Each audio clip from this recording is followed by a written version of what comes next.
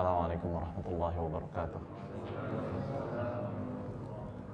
Alhamdulillahirabbil alamin wassalatu wassalamu ala asyrafil anbiya'i wal mursalin wa ala alihi wa ashabihi wa man sara ala nahjihi wa istanna bi sunnatihi ila yaumiddin, amma ba'd.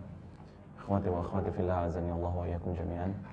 Alhamdulillahirabbil alamin, segala puji bagi Allah Rabb semesta alam yang hingga pada kesempatan maghrib hari ini Allah Subhanahu wa taala masih memberikan taufik dan hidayah kepada kita sehingga kita bisa hadir di majelis ilmu ini, yang mana kita berharap kepada Allah Azza wa Jalla dengan duduknya kita di majelis ilmu ini, Allah Subhanahu wa taala angkat derajat kita, Allah Subhanahu wa taala ampuni dosa-dosa kita, dan ini menjadi sebab ridhonya Allah agar kita bisa masuk surga firdausnya. Amin ya rabbal alamin.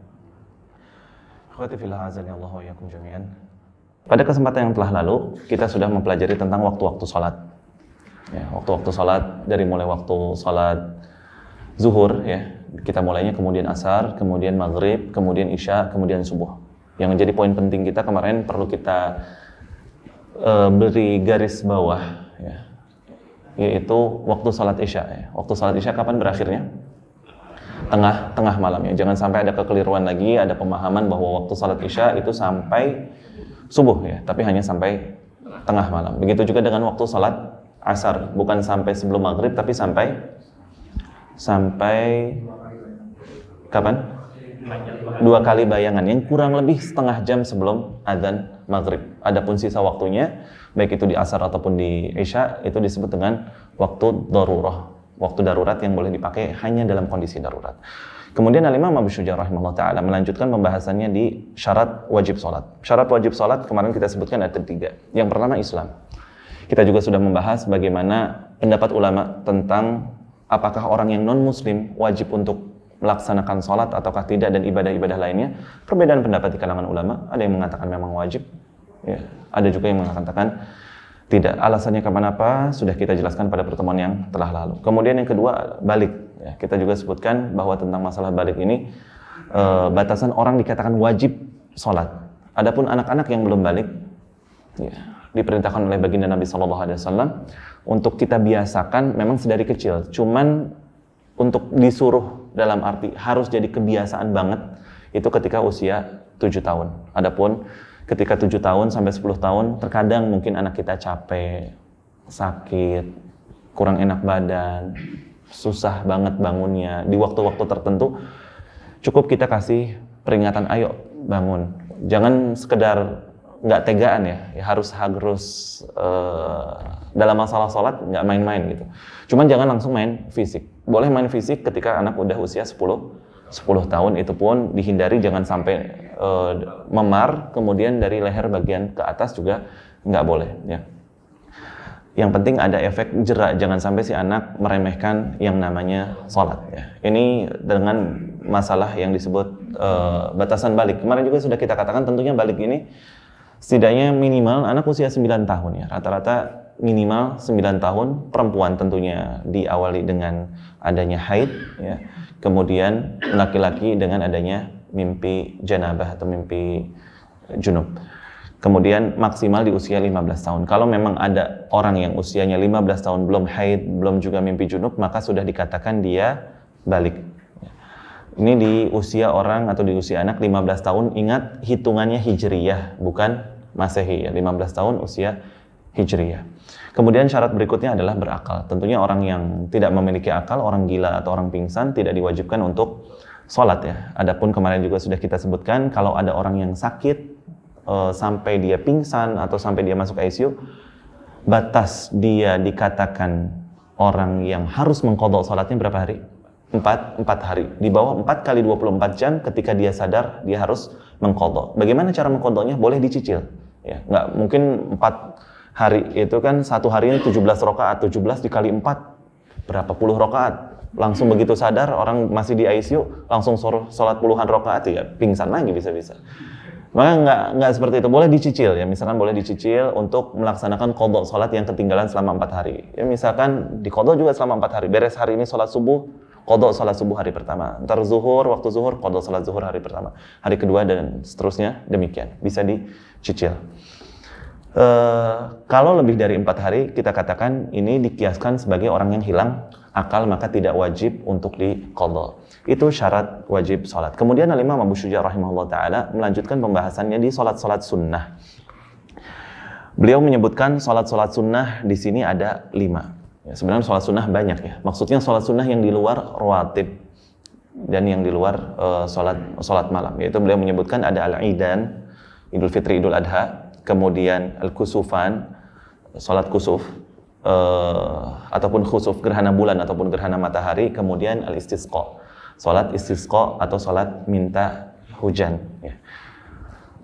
Adapun berikutnya beliau rahimahullah taala menyebutkan tentang salat rawatib, salat sunnah rawatib, yang mana beliau di sini sebenarnya menyebutkan ada 17 rakaat. 17 rakaat itu waktunya kapan aja? Beliau sebutkan 2 rakaat sebelum subuh, 4 rakaat sebelum zuhur, 2 rakaat setelah zuhur, 4 rakaat sebelum asar, 2 rakaat setelah maghrib, kemudian 2 rakaat setelah isya ditambah 1-nya witir.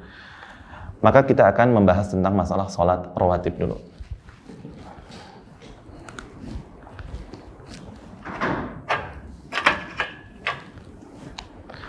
Salat rawatib yang kita tahu berdasarkan hadis Ummu Salamah radhiyallahu taala anha ada berapa rakaat sih? Dalam sehari semalam? 12 rakaat. Oke, 12 itu kapan aja? 2 sebelum subuh. Next, berikutnya 4 sebelum zuhur. Habis itu 2 setelah zuhur. Terus asar ada? Oke, 2 setelah maghrib. Habis itu 2 setelah isya. Maka totalnya jadi 12. Ini hadis sahih berdasarkan riwayat dari Ummu Salamah radhiyallahu taala anha. 12 rakaat dalam sehari semalam. 12 rakaat dalam sehari semalam yang dijanjikan akan dibangunkan istana di surga. Ini salat rawatib yang muakkadah, sangat dianjurkan. Maka perlu kita bagi, yaitu salat rawatib kebagi jadi 2. Ada yang muakkadah, ada yang ghairu muakkadah. Ghairu muakkadah. Muakkadah berarti sangat ditekankan, sebisa mungkin tidak ditinggalkan. Adapun ghairu muakkadah, dia sunnah sifatnya, tapi tidak terlalu ditekankan. Ya sesekali ngerjain silahkan, sesekali juga ninggalin nggak jadi masalah. Adapun yang muakkadah ini yang 12. Ini yang 12. Taib. 2 rakaat sebelum subuh. Sama-sama kita tahu ya, hadis yang masyhur semuanya juga sudah hafal insyaallah. Rakaat al-fajr khairum minad dunya wa ma fiha. 2 rakaat subuh lebih baik daripada dunia dan seisinya. Sangat-sangat ditekankan. Baginda Nabi SAW seumur hidupnya nggak pernah meninggalkan 2 rakaat sebelum subuh, baik dalam kondisi mukim maupun dalam kondisi safar. Hatta safar, sekalipun safar 2 rakaat sebelum subuh nggak pernah ditinggalkan. Saking sunnah banget 2 rakaat sebelum subuh ini. Adapun kalau rawatib yang lainnya, Nabi SAW kalau lagi safar ya nggak dikerjakan, cuman yang wajibnya aja, hanya sholat fardunya aja, yang rawatibnya nggak dikerjakan. Tapi khusus 2 rakaat sebelum subuh tetap dikerjakan. Baik, berkaitan dengan 2 rakaat sebelum subuh, kaitannya dengan bagaimana orang yang mengqadha 2 rakaat sebelum subuh. Contoh, azan jam 4:30 lah misal. Azan jam 4:30, satu waktu kita kecapean, bangun tidur, udah azan. Begitu udah azan, kita kamar mandi, qadarullah sakit perut, habis itu wudhu, pas jalan nyampe masjid udah iqamah. Apa yang harus dilakukan? Tetap 2 rakaat subuh, 2 rakaat qabliyah subuh, atau langsung ikut sama imam? Langsung ikut sama imam ya. Walaupun sebenarnya kalau mau kita bahas secara masalah khilafiyah, ada masalah khilafiyah, perbedaan pendapat di kalangan ulama. Saking sunnahnya, ya, seingat ana madhab Maliki membolehkan antum di luar masjid sholat qabliyah subuh dulu, baru masuk. Ada pendapat yang demikian. Selama yakin kekejar sholat subuhnya walaupun masbuk. Ada pendapat yang demikian. Tapi Allah Ta'ala alam pendapatnya kurang kuat. Ya. Selama kalau udah idza uqimatis shalah, kata Nabi SAW, kalau sudah qomat, fala sholata illa maktubah, nggak ada sholat kecuali sholat wajib. Maka kalau kita lagi sholat sunnah, misalkan lagi tahiyatul masjid, tiba-tiba qomat, batalin apa enggak sholatnya? Batalin. Padahal di surat At-Taghabun Allah Subhanahu wa taala berfirman, "Wala tubtilu a'malakum." Jangan batalin amalan kalian. Hukum asal membatalkan sholat, membatalkan ibadah nggak boleh. Kecuali ini, lagi sholat sunnah, qomat. Maka yang sunnah harus ditinggalkan demi yang wajib. Jangan sampai ngebelain yang sunnah, tapi yang wajib tertinggal. Maka tetap utamakan yang wajib dulu. Taib. Kecuali kalau antum misalkan lagi sholat sunnah, udah i'tidal rakaat kedua, kira-kira keburu, masih bisa dikebut lah untuk dapat rukunnya aja, yang nggak usah dibatalin, nggak apa-apa, lanjutin aja. Tapi kalau baru rakaat pertama, nggak bakalan keburu, batalin. Tapi kalau udah rakaat kedua, apalagi udah i'tidal, lanjutin sholatnya, tapi agak dipercepat, kemudian bisa ikut bareng sholat fardu. Berkaitan dengan 2 rakaat sebelum subuh, kalau kita memang rutin biasa melaksanakan 2 rakaat sebelum subuh, tadi satu waktu nyampe masjid udah iqamah, maka sholat subuh dulu. Bagaimana dengan 2 rakaat sebelum subuhnya? Boleh diqadha. Boleh diqadha. Saking sunnahnya 2 rakaat sebelum subuh, boleh diqadha. Kapan qadhanya? Masalah khilafiyah lagi di antara ulama. Ada yang mengatakan boleh setelah sholat subuh kita sholat 2 rakaat qadha yang qobliyah. Ada juga yang mengatakan harus nunggu waktu syuruk, karena setelah subuh adalah termasuk waktu larangan, nggak boleh melaksanakan sholat. Tapi Allah Ta'ala alam, pendapat yang kuat boleh. Boleh diqadha, nggak harus nunggu syuruk. Beres sholat subuh, zikir, qadha qobliyah subuh. Catatannya yaitu kalau orang ini memang biasa qobliyah subuh. Lain halnya kalau hari ini orang dia qobliyah subuh, besok qobliyah subuh, besoknya lagi enggak qobliyah lagi. Kadang qobliyah, kadang enggak. Satu waktu dia telat ke masjid udah iqamah, mau qobliyah subuhnya diqadha beres sholat, ini nggak boleh. Kalau memang dia rutin qobliyah subuh, sekali 2 kali dia terlambat, keburu qomat, maka boleh diqadha. Dengan catatan tadi apa? Memang rutin dia qobliyah subuh, maka ini boleh diqadha. Next berikutnya adalah tentang zuhur. 4 rakaat sebelum zuhur. 4 rakaat sebelum zuhur atau qobliyah zuhur, 2 rakaat ya. 2 kali salam, bukan dengan 1 kali salam.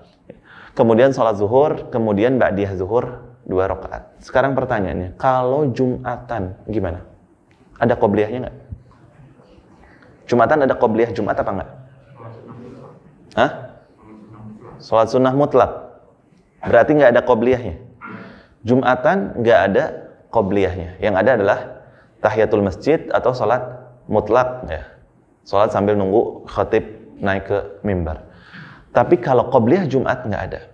Makanya sebagian orang, ya, kalau udah datang Jumatan, sebagian masjid ada yang azannya 1 kali, ada azannya 2 kali. Nggak jadi masalah. Di Masjidil Haram, Masjid Nabawi 2 kali, ya, azannya. Nggak jadi masalah. Mau sekali, mau 2 kali. Yang sekali sahih, yang 2 kali juga pendapat dari sahabat. Boleh, nggak jadi masalah. Nggak usah dipermasalahkan. Mau yang azan sekali, 2 kali. Tapi yang perlu kita tahu, kalau misalkan kita datang ke masjid, udah azan pertama. Tujuannya sebenarnya fungsi azan pertama itu buat manggil orang. Bentar lagi Jumatan loh, siap-siap. Habis itu baru azan kedua. Azan yang sesungguhnya setelah khotib naik ke mimbar. Tapi kalau kita misalkan datang pas setelah azan pertama, kita nyampe masjid, wajar kita sholat sunnah. Yaitu sunnah apa? Tahiyatul masjid. Tapi sekarang pertanyaannya, banyak orang kalau misalkan datang ke masjidnya sebelum azan pertama, dia udah tahiyatul masjid, udah duduk. Beres azan pertama, pada bangun sholat. Kalau kita tanya, sholat apa? Sholat apa? Sebagian orang ada yang bilang, qobliyah. Mungkin sebagian lagi, tanya, oh ya, tapi narang tuh, mahnya orang cicing, diuk, senang tuh, mah. Yang lain pada berdiri, masa aneh duduk? Ya udah duduk, ya udah bangun. Ya, nggak enak duduk sendiri, kelihatannya nggak ajib gitu, nggak zen. Akhirnya pada ikut-ikutan bangun. Tapi sholat apa nggak tahu. Ini tentunya tanpa didasari ilmu. Kenapa? Karena aslinya emang qobliyah Jumat nggak ada. Yang ditegur oleh baginda Nabi SAW, orang datang dia belum tahiyatul masjid, maka disuruh sholat, bangun sholat 2 rakaat. Bagaimana dengan Jumat? Kalau ba'diyahnya, kalau zuhur kan 2 rakaat setelah zuhur, ba'diyah zuhur. Kalau Jumatan ada ba'diyahnya? Berapa rakaat? Hah? 4. Banyak orang nyangka qobliyah ba'diyah Jumat itu 2, ya. Padahal 4. Tapi Allah alam, pendapat yang tengah-tengah dalam hal ini 2 rakaat. Kalau mau ba'diyah Jumatnya 2 rakaat itu kalau di luar masjid. Misalkan udah Jumatan, nyampe rumah mau ba'diyah, silahkan. Tapi ba'diyahnya berarti 2 rakaat. Kalau dilaksanakan di dalam masjid, ba'diyahnya 4 rakaat. Ya, dengan 2 kali salam. Kemudian yang berikutnya di sini adalah 2 rakaat setelah maghrib dan juga 2 rakaat setelah isya. Banyak orang ada yang mengatakan ada qobliyah asar, ada juga yang mengatakan qobliyah isya. Ini masuknya ada sholat sunnahnya, tapi bukan muakkadah, tapi ghairu muakkadah. Ghairu muakkadah diantaranya adalah 2 rakaat sebelum asar plus 2 rakaat juga sebelum isya.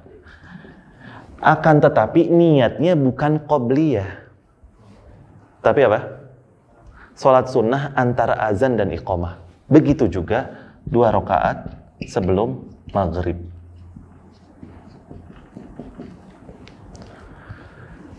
Niatnya bukan qobliyah asar, bukan qobliyah isya, bukan qobliyah maghrib, tapi sholat sunnah antara azan dan iqamah.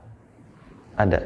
Kalau kita nyampe sininya sebelum azan misalkan, kemudian udah tahiyatul masjid, maghrib misalkan, antara azan dan iqamah, daripada nggak ngapa-ngapain, masih ada space waktu juga buat sholat, buat doa misalkan, oh mau sholat sunnah, ya silahkan sholat sunnah, tapi niatnya antara azan dan iqamah, bukan qobliyah. Begitu juga dengan asar, begitu juga dengan isya. Adapun sholat sunnah ini yang disunnahkan untuk dibaca ketika qobliyah subuh apa? Rakaat pertama Al-Kafirun, rakaat kedua Al-Ikhlas. Begitu juga dengan yang sebelum maghrib, sama. Rakaat pertama Al-Kafirun, rakaat kedua Al-Ikhlas. Bahkan yang 2 rakaat sebelum maghrib ini hadisnya sahih, disebutkan sahabat yang meriwayatkan hadis ini, ketika saya sampai masjid, saya tidak menemukan tempat untuk kepala saya bisa untuk sujud. Maksudnya apa? Saking hampir semua para sahabat pada sholat antara azan dan iqamah maghrib. Ya. Ini termasuk sunnah, walaupun ghairu muakkadah, tapi banyak orang yang kurang tahu. Ya. Jadi kita tahu dari sholat rawatib ini kebagi jadi 2, ada muakkadah, ada ghairu muakkadah. Muakkadah yaitu yang 12 rakaat ini, yang ghairu muakkadah yang 6 rakaat itu. 2 sebelum asar, 2 sebelum maghrib, dan 2 sebelum isya. Kemudian berkenaan dengan sholat witir. Dengan sholat witir, ya kita ganti ke sini ya. 2 rakaat dengan sholat witir, 1 rakaat ya minimal dilaksanakan satu rakaat sholat witir. Baik, dengan sholat witir ini sholat sunnah yang muakkadah banget. Dalam mazhab Hanafi, sholat witir itu sebagian ulamanya mengatakan wajib. Dalam mazhab Hambali, orang yang nggak sholat witir nggak boleh jadi saksi di pengadilan, ditolak persaksiannya, karena nggak dianggap sebagai muslim yang adil, muslim yang fiqh, muslim yang bisa dipercaya. Saking pentingnya sholat witir. Dan minimalnya sholat witir dikerjakan 1 rakaat, batas maksimal yaitu sebelum azan subuh. Kalau udah mepet, nggak keburu tahajudnya nggak masalah, yang penting witir aja 1 rakaat.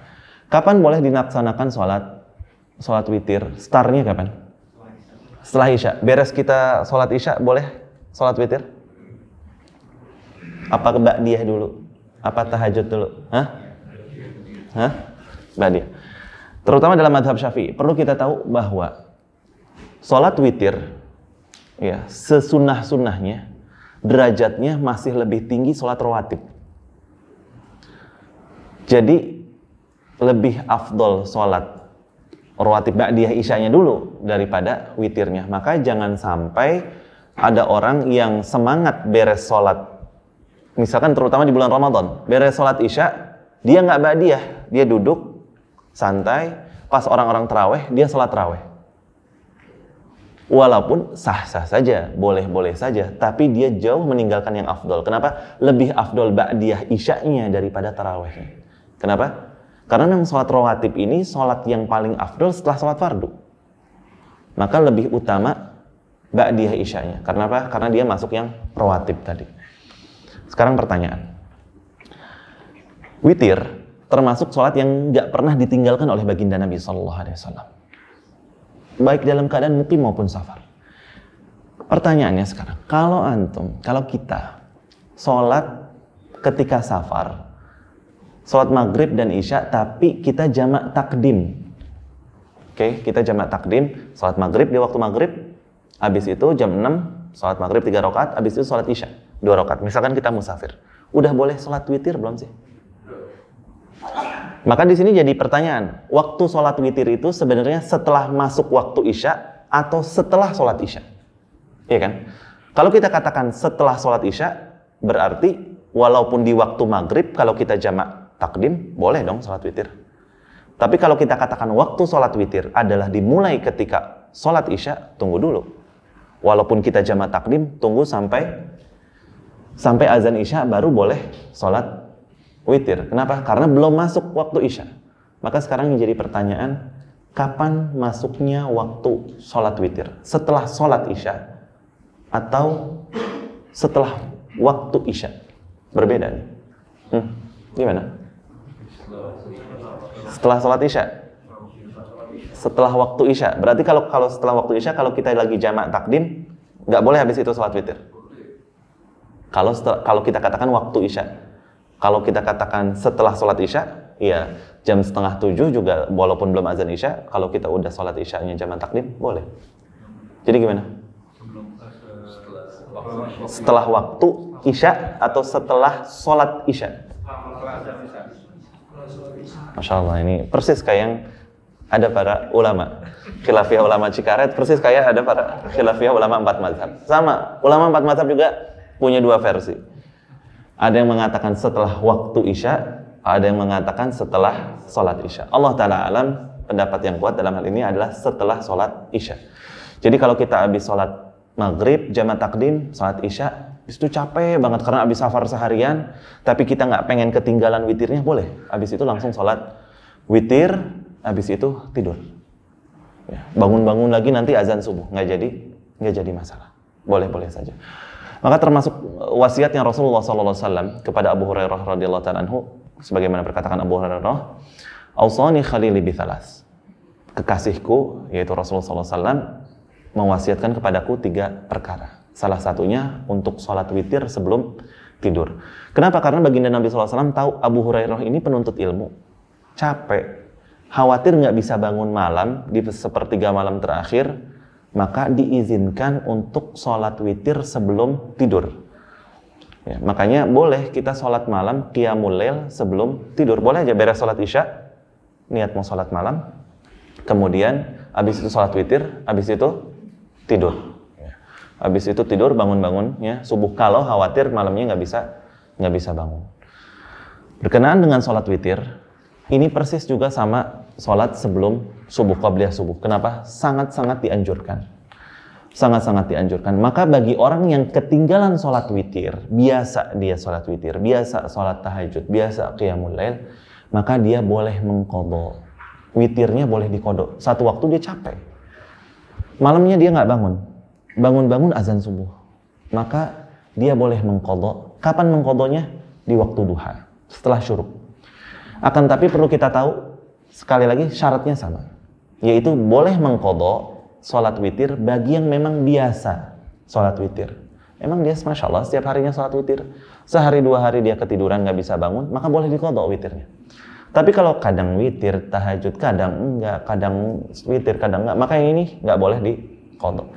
Cuma catatan penting dalam hal ini, mengqadha sholat witir, maka tidak boleh untuk melaksanakan qadha sholat witir di siang hari dengan jumlah rakaat yang ganjil. Maka digenapkan. Kalau kita biasa witir 1 rakaat, maka ketika mengqadhanya jadi 2 rakaat. Biasa witir 3 rakaat, maka ketika mengqadhanya jadi 4 rakaat, ditambah 1. Karena sholat yang jumlahnya ganjil khusus hanya boleh di malam hari. Sholat sunnah yang jumlah bilangannya ganjil, makanya dalam bahasa Arab itu bahasa Arabnya ganjil ya witir, bahasa Arabnya genap syafa'. Maka sholat sunnah yang ganjil hanya boleh di malam hari. Ketika kita qadha di siang hari tambah 1 rakaat. Niatnya qadha witir. Tapi jumlahnya nggak jadi witir, nggak jadi ganjil, tapi jadinya genap. Jadi 2 rakaat. Atau ditambah 1 rakaat ya. Kalau memang biasa witirnya 3 ya tambah 1 jadi 4. Kemudian Imam Abu Syuja rahimahullah ta'ala menyebutkan yang berikutnya wa thalathu nawafil muakkadat, salatul lail wa salatul duha wa salatul tarawih. Dan 3 salat sunnah yang muakkadah berikutnya adalah salat malam, kemudian salat duha dan juga salat tarawih. Ya. Tapi kita katakan semuakkadah-muakkadahnya salat tarawih lebih afdolnya salat rawatib. Ini terutama dalam mazhab Syafi'i. Makanya jangan langsung salat tarawih kalau belum ba'diyah isya. Ba'diyah isyanya dulu baru salat tarawih karena lebih afdol ya untuk melaksanakan rawatib ini. Walaupun tarawih juga salat yang muakkadah. Berikutnya Imam Abu Syuja rahimahullah ta'ala membahas tentang syurutus shalah, syarat-syarat salat. Beliau menyebutkan wa syara'itus shalah qabla duhul fiha 5 asya'. Syarat salat sebelum kita melaksanakan salat itu sendiri ada syaratnya, yaitu 5. Yang pertama taharatul a'dha minal hadath wan najas. Suci badan, pakaian dan juga tempat salat dari hadas dan juga najis. Tentunya nggak boleh kita salat dalam keadaan memiliki hadas, ya, hadas kecil maupun hadas besar. Jelas kita udah belajar di bab taharah, harus udah wudu, harus sudah mandi wajib. Begitu juga nggak boleh ada menempel najis ketika kita mau melaksanakan salat, baik itu di badan ataupun di pakaian ataupun di tempat salat. Pertanyaan, misal kita lagi salat, tiba-tiba ada jerawat. Habis itu jerawat pecah. Kita nggak tahu, ternyata nempel di kopiah kita, di peci kita, atau nempel di baju. Salatnya sah atau enggak? Sah apa enggak? Jerawat keluar darah apa enggak? Darah najis atau bukan? Najis. Kan di sini syaratnya apa? Taharatul a'dha minal hadath wan najas. Harus suci dari hadas dan juga dari najis. Hah? Gimana? Maka jerawat ini secara umum dia darah memang najis, tapi sedikit. Maka terkadang yang sedikit itu dimaafkan. Ya. Apalagi kita sadarnya ketika sholat, maka nggak membatalkan sholat. Tapi kalau kita sadarnya sebelum sholat, ya sebisa mungkin dicuci bagian yang terkena najisnya saja. Kemudian kalau misalkan ketika kita lagi sholat, pas lagi sholat baru ingat, ya Allah, ini celana dalam tadi kayaknya kena madhi atau kena air kencing, yakin banget. Baru ingatnya pas sholat. Nah gimana? Cuman 1 tetes, batal nggak? Batal. Batalkan sholatnya, keluar, bersihkan najisnya. Kalau ingatnya pas lagi sholat. Baik, pertanyaannya, kalau beres sholat baru ingat, ya Allah benar tadi ada najisnya. Subhanallah, anak sholat pakai najis. Gimana? Malamnya pulang dari luar, yakin karena ketetesan air kencing, lepas celana dalam, taruh aja. Habis itu tidur istirahat. Pagi-paginya karena buru-buru, nggak ingat, asal aja ngambil celana dalam. Nggak ngambil yang baru, asal pakai yang tadi, terus sholat aja subuh ke masjid. Pulang sholat subuh, ya Allah benar, ini yang tadi pakai sholat subuh ternyata ada najis. Diulang apa nggak sholatnya? Diulang nggak? Diulang. Sholatnya diulang. Saat ingatnya jam 8 pagi, diulang apa nggak? Diulang ketika itu juga. Diulang. Ingatnya masih sebelum syuruk 5:30 diulang? Diulang, apalagi masih masuk waktunya. Ya. Walaupun karena faktor lupa, tapi kenapa? Najis. Najis yang jelas, beda sama jerawat, najis yang ringan lah. Si darah walaupun najis, kalau jerawat itu secara umum dikit. Taib. Nanah, tergantung nanah. Misal, bisulnya pecah.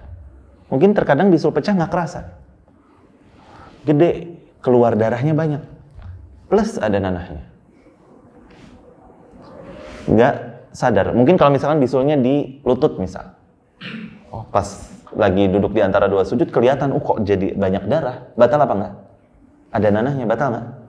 Batal. Kenapa? Karena banyak.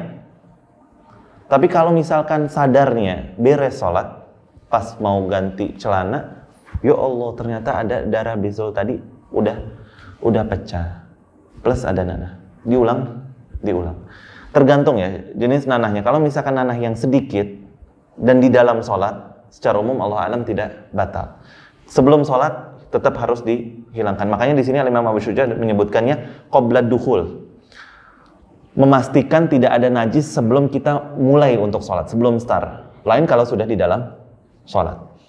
Kemudian tempat. Kalau misalkan kasusnya kita sholat, ya misalkan pakaian. Kita pas mau berangkat ke masjid lewatin kandang kambing. Karena udah mau Idul Adha, banyak jualan embe, banyak jualan kambing, tiba-tiba pas kita lewat nggak sengaja sarung kita rada kedodoran, habis itu nyeret tai kambing. Habis itu dibenerin lagi, sholat. Pas ruku kaget, astagfirullah, ada choco chips, ada tai kambing di sarungnya. Batal apa enggak? Batal apa enggak? Hah? Batal enggak? Kenapa batal, kenapa enggak? Kotoran kambing enggak najis. Karena kotoran kambing enggak najis, batal, tetap batal. Kenapa? Karena dia tadi bilang astagfirullah, membatalkan sholat karena ngomong astagfirullah. Kalau cuma sekedar kaget gitu doang, enggak batal. Batal karena dia mengucapkan bacaan selain sholat, astagfirullah, dia batal sholatnya. Tapi kalau misalkan dia cuma sekedar kaget gitu doang, lanjutkan sholatnya tidak batal. Kenapa? Karena kaedahnya secara umum, kotoran hewan yang dagingnya halal untuk dimakan, maka tidak najis. Ini kaedahnya. Walaupun ada masalah khilafiyah, masalah perbedaan pendapat di dalam hal ini, akan tapi Allah alam pendapat yang rajih, pendapat yang kuat, yaitu kaedahnya gampang. Hewan yang dagingnya halal dimakan, kotorannya tidak najis. Najis. Kenapa? Karena kucing halal atau haram dimakan? Haram. Jadi kaedahnya simpel. Kotoran kucing, kotoran cicak. Cicak halal atau haram dimakan? Haram. Jadi sebenarnya simpel kaedahnya. Kotorannya najis atau bukan? Lihat aja dagingnya halal atau haram. Dagingnya halal nggak najis. Dagingnya haram najis. Kecuali onta. Tetap nggak boleh. Kenapa? Karena Nabi SAW mengatakan Sallu fi marabidil ghanam. Sholatlah kalian di kandang kambing. Orang ada lagi ternak kambing, Masya Allah kambingnya ribuan. Waktu sholat dia susah keluar dari tengah-tengah kerumunan kambing. Dia sholat di situ tengah-tengah ribuan kambing, ada tai kambingnya, sah. Tapi dia sholat di kandang unta, nggak boleh. Makanya dalam syariat secara simpel, yaitu 2 tempat atau 3 tempat yang diharamkan tidak boleh dilakukan sholat di dalamnya, yaitu kamar mandi, kandang kambing, dan kuburan. Selainnya boleh. Sorry, kandang unta. Kandang unta, habis itu apa? Kuburan sama WC. Kandang unta, kuburan, dan WC. Selainnya boleh. Kandang kambing boleh, kandang sapi boleh. Ini kita bukan lagi ngomong masalah afdol nggak afdol, jijik nggak jijik ya. Ini kita katakan boleh nggak boleh. Ya boleh aja gitu. Ketika ada kotoran, nggak jadi masalah. Baik, kita sholat. Pas lagi salam ke kanan, ternyata di sini ada kotoran burung merpati. Batal apa enggak? Enggak. Selama mulutnya diem aja nggak ngomong apa-apa, tadi kita katakan enggak batal. Kenapa? Karena burung merpati halal atau haram? Halal. Maka nggak jadi masalah, tidak membatalkan sholat karena dia bukan najis. Baik, sekarang pertanyaan. Misal masjid ini ada 2 lantai. Ini lantai pertama, ini lantai kedua. Di lantai kedua, tepat di atas kita sini, itu ada kamar mandi. Sah apa nggak kita sholat? Persis di bawah kamar mandi. Atau sebaliknya, ini misalkan masjid, kita misalkan di lantai 2. Lantai 1 yang ada di bawah kita, ini adalah kamar mandi. Kita persis ada di atasnya. Sah apa enggak? Hah? Kamar mandi? Taib. Sekarang pertanyaan. Kita ketika tawaf di Ka'bah, lantai 1, lantai dasar, sah, jelas sah. Kita mengelilingi Ka'bah. Lantai 2, sah, kita mengelilingi Ka'bah. Lantai 3, sah nggak? Ka'bah di bawah kita, ini Ka'bah, ini kita di sini. Sah apa nggak? Sah. Kenapa? Karena hukum lantai sholat itu mengikuti ya. Hukum yang di bawah itu mengikuti di atas, hukum di atas mengikuti di bawah. Makanya kalau kita lihat Safa Marwah, tempat sa'i itu kan sekarang udah diperluas. Itu jadi pertentangan hebat di antara para ulama ketika perluasan tempat sa'i. Kenapa? Banyak ulama berpendapat mendingan dibikin lantai sa'i hatta sampai 100 lantai daripada ke samping. Kenapa? Karena tempat sa'i ya cuman segini lebarnya. Adapun tingginya mau dibikin sampai berapa puluh lantai nggak jadi masalah. Kenapa? Karena hukum bawah mengikuti hukum atas mengikuti hukum bawah. Tapi kalau udah melebar, ini udah bukan batasan sa'i lagi. Keras. Banyak ulama yang sampai detik ini, sejauh yang anda tahu, Allah alam, kalau umroh dia pas bagian dari Safa ke Marwahnya nggak lewat yang perluasan, tapi lewat jalur yang kursi roda yang tengah. Karena masih meyakini ini bukan tempat sa'i. Nah sekarang kita balik lagi ke masalah kamar mandi. Kan hukum bawah mengikuti hukum atas mengikuti hukum bawah. Berarti gimana, sah nggak kita sholat kalau di bawah kita ini kamar mandi atau di atas kita kamar mandi? Kenapa sah? Atau ada masalah? Ini standar kan nggak gimana? Hah? Untuk masalah kamar mandi beda. Ya. Karena apa? Karena sudah tertutup, terbatas tempat di mana kita adanya najis ya di situ. Beda dengan Safa Marwah, beda dengan tempat tawaf, beda. Nggak bisa dikiaskan. Maka kalau di atas kita sini kamar mandi, di bawah kita kamar mandi nggak jadi masalah. Persis, mungkin kalau di masjid nggak banyak yang kayak gitu. Tapi kalau rumah mungkin kan, kita punya rumah 2 lantai, di lantai 2 persis kamar mandi, di bawahnya tempat kita sholat, mungkin. Atau sebaliknya, maka hukumnya boleh tidak menjadi masalah. Kemudian yang berikutnya, tadi memastikan, syarat sholat memastikan bersihnya dari hadas dan najis. Azan. Azan Isya. Habis itu gimana? Kita azan, habis itu langsung sholat. Hah? Jadi azan, sholat Isya, habis itu baru lanjut. Ya daripada kepotong-kepotong gitu aja. Baik. Sholat dulu ya. Azan langsung sholat. Nggak usah ada jeda juga nggak jadi masalah sebenarnya.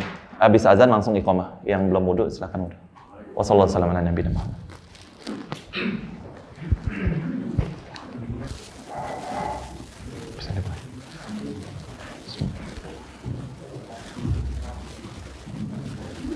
Bismillahirrahmanirrahim. Assalamualaikum warahmatullahi wabarakatuh. Alhamdulillah, wassalatu wassalamu ala rasulillah, ma ba'd. Akhwati wa akhwati fillah, azanillahu wa iyyakum. Insyaallah kita lanjutkan lagi pembahasan yang tadi sempat tertunda.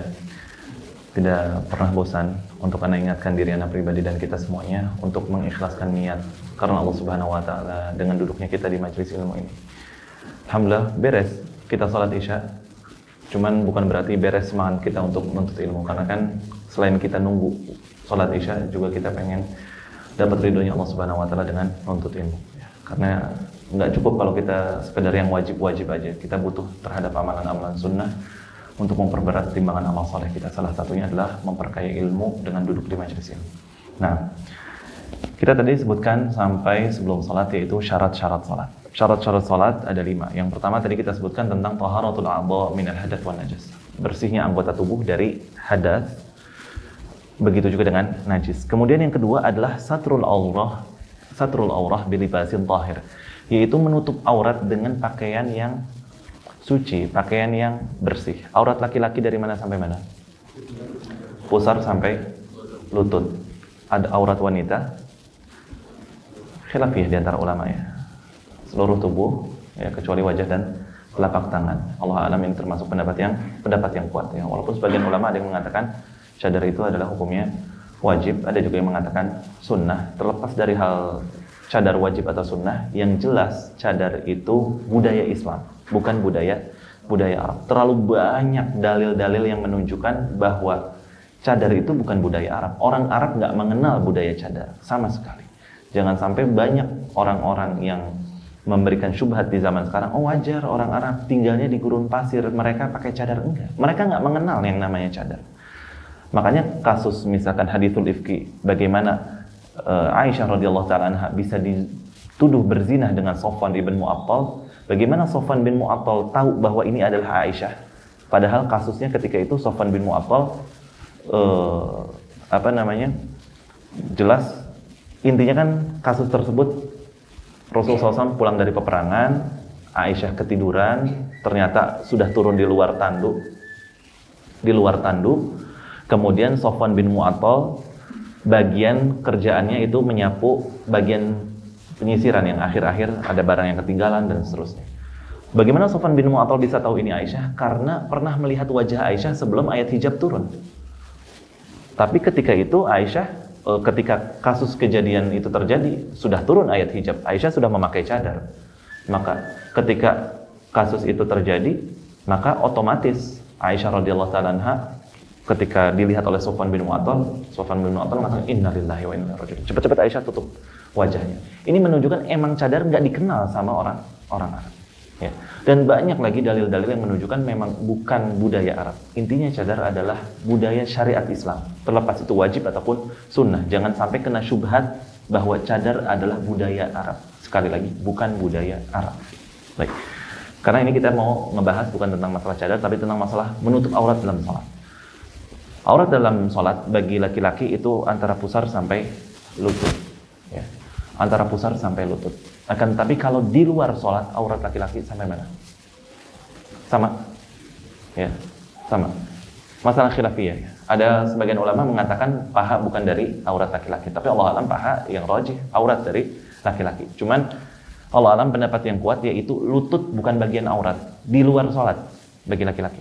Di luar sholat. Di dalam sholat, lutut termasuk aurat. Jadi kalau di luar sholat, misalkan kita main bola, kemudian pakai celana, tapi lututnya rada kelihatan sedikit, sebenarnya nggak jadi masalah. Yang penting jangan sampai yang di atas lututnya, pahanya yang tersingkap. Itu kalau di luar sholat. Kalau di dalam sholat, lutut termasuk aurat sampai pusar, ya, pusar sampai lutut. Akan tapi para ulama walaupun menyebutkan bahwa aurat laki-laki batasannya antara pusar sampai lutut, tapi tetap tidak diperbolehkan untuk sholat dengan kondisi pundak terbuka. Maka pundak harus tertutup kalau di dalam sholat. Ya. Jadi kalau kita mohon maaf pakai singlet ya, kaos kutang, kan tipis, pundaknya cuman kena sedikit. Maka ini sangat tidak baik untuk sholat. Ya. Makruh yang sangat makruh. Walaupun sebagian ulama menyebutkan sah-sah saja, tapi makruh yang sangat. Jadi walaupun lagi haridang, lagi gerah, sholat sunnah misalkan di rumah, janganlah pakai singlet. Kalau misalkan pakai kaos pendek segini ya masih oke. Yang penting pundak ini tertutup. Makanya termasuk kesalahan jamaah haji atau jamaah umroh, baik itu dari Indonesia ataupun negara lainnya, yaitu kalau mereka tawaf, kita tawaf, disunahkan yang namanya ittiba. Ittiba itu pundak kanan kelihatan ya, kita tahu disembangkan, yang kirinya tertutup. Banyak orang dari mulai mikot di Madinah atau dari mulai di atas pesawat di Jeddah, mulai dari Masjid Nabawi aja orang udah ittiba. Ini keliru. Ittiba sunnah kalau kita lagi tawaf saja. Begitu beres tawaf tutup lagi. Mungkin kalau kita ngelihat di gambar atau kita yang pernah ngelihat di sana, banyak orang sa'i masih kelihatan ini ya. Ini sama sekali nggak sunnah. Sunnah terlihat pundak hanya ketika tawaf. Ketika sa'i tutup lagi. Begitu juga kita misalkan tawaf 7 putaran. Baru putaran ketiga tiba-tiba iqamah. Salat kita. Maka ketika salat ditutup.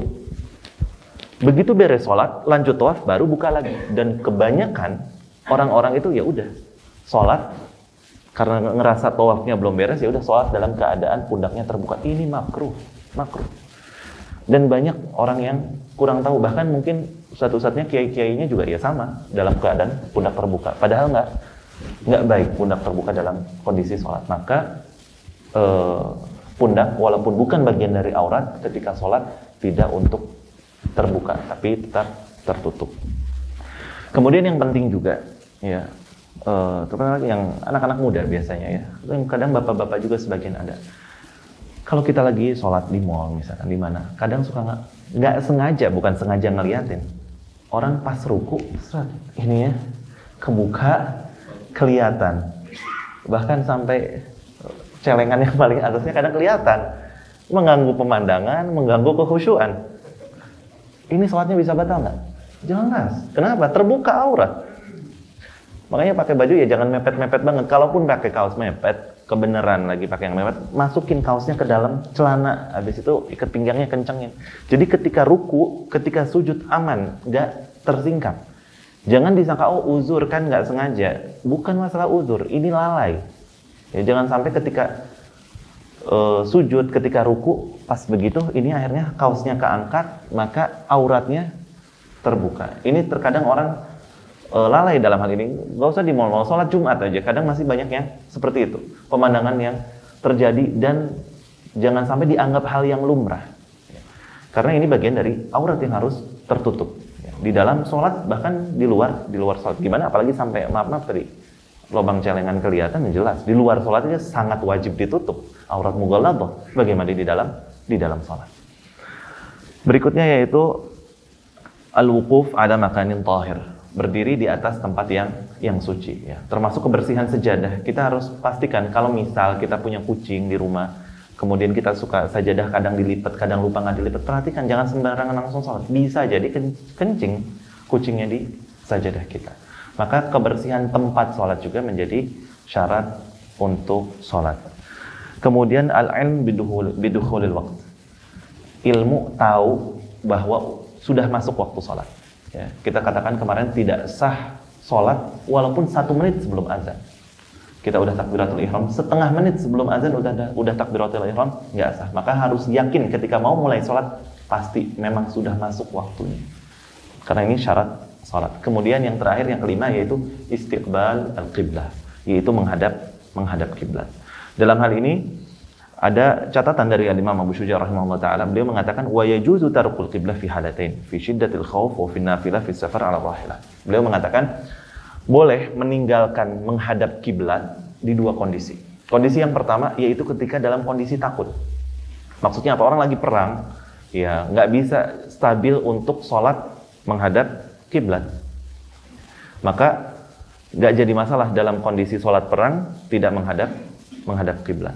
Yang kedua, kalau lagi sholat nafilah, sholat sunnah di atas kendaraan.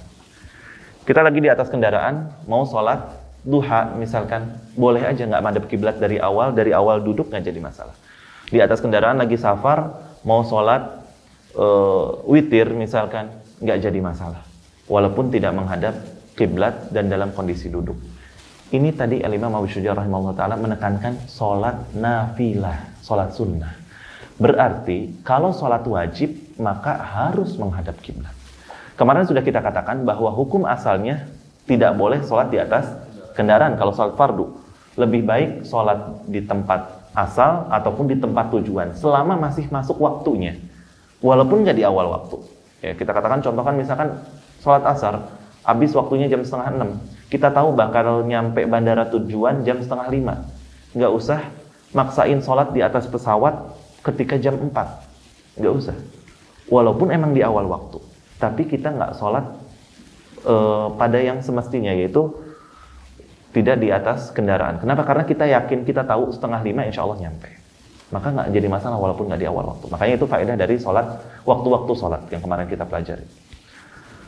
4:30, jam 5 nggak jadi masalah, yang penting tidak di atas kendaraan. Nah, kalau kasusnya kemarin memang ternyata terlambat, pesawatnya nyampe, atau memang mau nggak mau ada waktu sholat yang kita harus ada di atas pesawat, di atas kereta, di atas bis, yang nggak mungkin untuk berhenti, maka mau nggak mau sholat di atas kendaraan. Bagaimana caranya sholat di atas kendaraan? Ketika di bab thaharah kemarin kita sebutkan, ketika kita safar, boleh nggak tayamum ketika di atas kendaraan? Boleh nggak? Hukum asalnya nggak boleh. Kenapa? Karena ada air. Ya, secara umum pesawat, di kereta, di bis ada kamar mandi, ada wastafel, bisa kita wudhu. Atau mungkin kita bawa spray yang kecil, kita bisa wudhu di situ untuk kumur-kumurnya, bawa buang ke plastik kecil, sekedar buat buang, bisa. Intinya masih bisa disiasati. Nggak pasrah begitu aja tayamum. Kenapa? Karena ada air. Bahkan kemarin juga kita sebutkan adanya hukum membasuh di atas sepatu atau kaos kaki, maka kaki kita nggak usah diangkat-angkat ke wastafel, cukup dibasuh di atas sepatu atau kaos kaki kita, selama sesuai dengan syarat-syarat yang sudah kita sebutkan. Itu dalam kondisi toharohnya. Bagaimana dengan kondisi sholatnya? Maka ketika kita mau nggak mau sholat fardu di atas kendaraan, maka nggak boleh sholat begitu aja pasrah. Misal, di atas pesawat. Udah langsung, pas udah wudu, selesai, kita mau sholat. Emang nggak mungkin sholat di bandara asal ataupun di bandara tujuan, mau nggak mau dia harus sholat di atas pesawat. Maka pasrah gitu aja langsung. Allahu Akbar. Ini keliru. Kenapa keliru? Karena di antara rukun sholat adalah berdiri. Selama orang itu masih mampu. Makanya misal kalau pesawatnya pakai Saudi Airlines misalkan. Ada musolanya. Ya jangan sholat di kursi. Pergi ke musola. Bisa sholat, bisa berdiri, bisa ruku, bisa sujud, normal sholat. Bahkan ada arah kiblatnya. Tapi kalau kita misalkan pakai maskapai lain, kemudian kita sholat, mau nggak mau harus sholat di atas tempat duduk kita, di kursi kita. Bagaimana caranya? Tadi, nggak langsung pasrah sholat begitu aja. Allahu Akbar. Berdiri hukumnya rukun. Maka rukun, hukum asalnya nggak boleh ditinggalkan, kecuali emang nggak bisa. Kemudian berikutnya di sini syarat sholat adalah menghadap kiblat. Maka kita cari tahu. Kadang kalau di pesawat kan ada layarnya, bisa dilihat arah barat, timur, utara, selatan. Oh baratnya ke sini. Contoh pesawatnya lagi madhab sana, kiblatnya arah sana. Maka nggak benar ketika kita sholat langsung Allahu Akbar. Kecuali sholat sunnah, nggak jadi masalah. Sholat sunnah sambil duduk nggak ngadep kiblat nggak masalah. Tapi kita katakan sholat fardu, maka arahkan diri kita dulu ke arah kiblat. Ya. Kalau sudah mengarah ke arah kiblat, ini misalkan kursi pesawat menghadap sana, kita ke arah kiblat. Oh tahu kiblatnya ke sini, berdiri dulu, Allahu Akbar, baru duduk lagi. Jangan langsung pasrah, Allahu Akbar. Ini nggak ada usaha namanya. Kenapa? Berdiri rukun, menghadap kiblat syarat. Dia tinggalkan dua-duanya tanpa ada usaha. Padahal lampu sabuk pengaman udah mati, udah boleh dia berdiri. Nggak masalah dia berdiri. Dan nggak berdiri dari awal sampai akhir, enggak. Yang penting walaupun sebentar dapat rukunnya. Allahu Akbar, tahu kiblatnya. Habis itu udah duduk lagi normal dari awal sampai akhirnya duduk, nggak masalah. Tapi di awalnya berdiri dulu. Di awalnya cari dulu kiblat. Oh, misalkan dikira-kira kiblatnya. Kalau ada layarnya bisa dilihat di layar. Oh, ada kompas, ada apa, bisa dilihat. Kecuali udah nggak ada, kita kira-kira. Oh, matahari sebelah sini. Oh, berarti matahari terbit dari timur. Oh, berarti baratnya di sana. Selama kita masih di Indonesia, kiblatnya masih menghadap barat. Oh, berarti baratnya ke sana. Kan ada usaha. Minimal kita ada usaha. Habis itu baru kita sholat. Allahu Akbar, berdiri, baru duduk. Jangan langsung pasrah duduk dari awal sampai akhir. Nah, itu berkaitan dengan masalah syarat sholat, yaitu yang terakhir tadi adalah menghadap kiblat. Yang berikutnya Imam Abu Syuja rahimahullah taala menyebutkan di sini tentang rukun salat, sunnah salat, dan tata cara salat. Simpelnya sifat salat Nabi sallallahu alaihi wasallam. Dalam hadis yang ma'ruf, yang masyhur, yang sering kita dengar, Nabi sallallahu alaihi wasallam mengatakan, "Shallu kama ra'aitumuni usalli." Salatlah kalian sebagaimana kalian melihat aku salat. Bagaimana tata cara Nabi sallallahu alaihi wasallam salat? Yaitu tata caranya kita ikuti dari awal sampai akhir. Baik, kita jelaskan secara singkat. Insya Allah rata-rata kita udah pernah ngaji, udah pernah belajar. Cuman kita murojaah biar mungkin, biar kuat ilmu kita tentang masalah salat tadi. Tentunya niat yang paling utama. Tapi niat tempatnya di hati, tidak perlu diucapkan. Karena kalau diucapkan ribet. Gimana kalau misalkan kita mau jamak qasar, misalkan habis itu kita tadinya jadi makmum karena masbuk, tiba-tiba di tengah-tengah kita ditepok akhirnya jadi imam. Gimana coba niatnya? Jamak, qasar, tadinya makmum terus jadi imam, tadinya ngadep kiblat nggak jadi madep kiblat karena pesawatnya belok, mustaqbilal kiblati, tengah-tengah ghairu mustaqbilal kiblati. Nggak mungkin. Cukup niat di hati, Allah Subhanahu wa taala Maha tahu hati kita. Kemudian takbiratul ihram. Takbiratul ihram ya, ada di dua posisi. Boleh sejajar dengan telinga, boleh sejajar dengan pundak. Laki perempuan sama. Ya. Laki perempuan sama. Perempuan di atas telinga boleh, boleh. Laki-laki di pundak boleh. Yang penting sejajar. Ini kita pengen yang sesuai sunnah. Kalau sekedar gini aja sah nggak? Ya sah aja, tapi nggak sesuai sunnah. Kan dalam ibadah kita cari yang paling afdol sebisa mungkin. Apalagi hal itu masih ringan. Kemudian yang berikutnya, kelima jari ini, telapak tangan ini diarahkan semuanya ke arah kiblat. Banyak orang sholat cuman begini, Allahu Akbar. Gini, nggak menghadap kiblat, begini, Allahu Akbar. Atau cuman sampai tengah-tengah gini, Allah. Apa susahnya hadepin semuanya ke arah kiblat? Allah. Jadi dihadapkan semuanya ke arah kiblat, bukan ke samping, ya, bukan juga setengah-setengah, tapi semuanya ke arah kiblat. Kemudian Allahu Akbar. Jelas kiri di bawah, kanan di atas. Jangan antum mikir, sebagian orang enggak, tetap kanan harus duluan, nggak boleh diakhirin. Tapi masa kanan di bawah harus di atas. Banyak ada yang kayak gitu ya, Allahu Akbar. Ya, ngapain? Karena dia, logikanya dia, kalau begini kiri duluan, harus kanan duluan. Tapi kalau kanan duluan, nanti kanan di bawah, kanan harus di atas. Jadi Allahu Akbar. Main-main. Gak ada dalil, gak ada sunnah, itu cuman main cocok logi aja, main logika. Enggak, udah kiri duluan, tapi kanan di atas. Kemudian posisinya. Posisi ada beberapa posisi tangan. Boleh begini. Boleh begini. Boleh begini. Mana yang paling nyaman terserah. Ganti-gantian nanti pas sholat subuh begini, pas zuhurnya begini, pas ba'diyahnya begini, boleh. Nggak jadi masalah. Rokaat pertama begini, rokaat kedua begini, rokaat ketiga begini, nggak masalah. Ya, ini diantara beberapa posisi. Ya. 1, 2, 3. Mana yang paling nyaman aja. Mana yang paling nyaman. Untuk posisi tangan kanan di atas tangan kirinya. Kemudian untuk ditaruhnya di mana? Sebenarnya kalau kita mau jujur, nggak ada satupun hadis sahih yang menyebutkan di mana posisi tangan. Yang sahih ya, nggak ada. Tapi banyak ulama menyebutkan, yaitu dianjurkan untuk di dada. Ya. Ditaruh di dada. Walaupun kalau kita mau cek dari hadisnya, ternyata nggak sahih gitu yang di dada pun. Jadi yang penting tangan kanan di atas tangan kiri. Mungkin sebagian ada orang yang gemuk, ngap kalau taruh di dada. Akhirnya dia taruhnya di perut, nggak masalah. Ya. Jangan terlalu takalluf, membebani diri karena gemuk akhirnya gini, sholatnya akhirnya nggak khusyuk, nggak nyaman. Kalau memang bisa di dada, alhamdulillah. Ini banyak pendapat ulama katakan di dada. Berarti kan dada posisinya sini ya, kurang lebih ulu hati. Ada orang yang terkadang merasa dia paling sunnah, akhirnya Allahu Akbar. Ini bukan dada, ini bawah leher. Bukan di sini, banyak orang sholat gitu. Udah ngerasa, anak paling sunnah itu semua. Gak ada yang nyunnah kecuali anak. Ini enggak. Justru ini nggak tahu ilmunya. Di dada ini pun hadisnya nggak sahih. Tapi banyak ulama berpendapat yaitu di dada. Di dada. Ditaruh di sini. Bukan begini. Atau begini. Banyak orang yang gitu. Kadang-kadang baru-baru ngaji. Oh pokoknya dada. Mungkin dada dia di sini kali, beda sama kita. Ini dada di sini, ulu hati ya, kita tahu lah sini. Jadi nggak terlalu lebay, nggak terlalu di atas ya juga nggak terlalu di bawah. Ya, kadang misalkan jalan dari rumah karena udah mepet komat, nyampe masjid, taruh perut dulu karena masih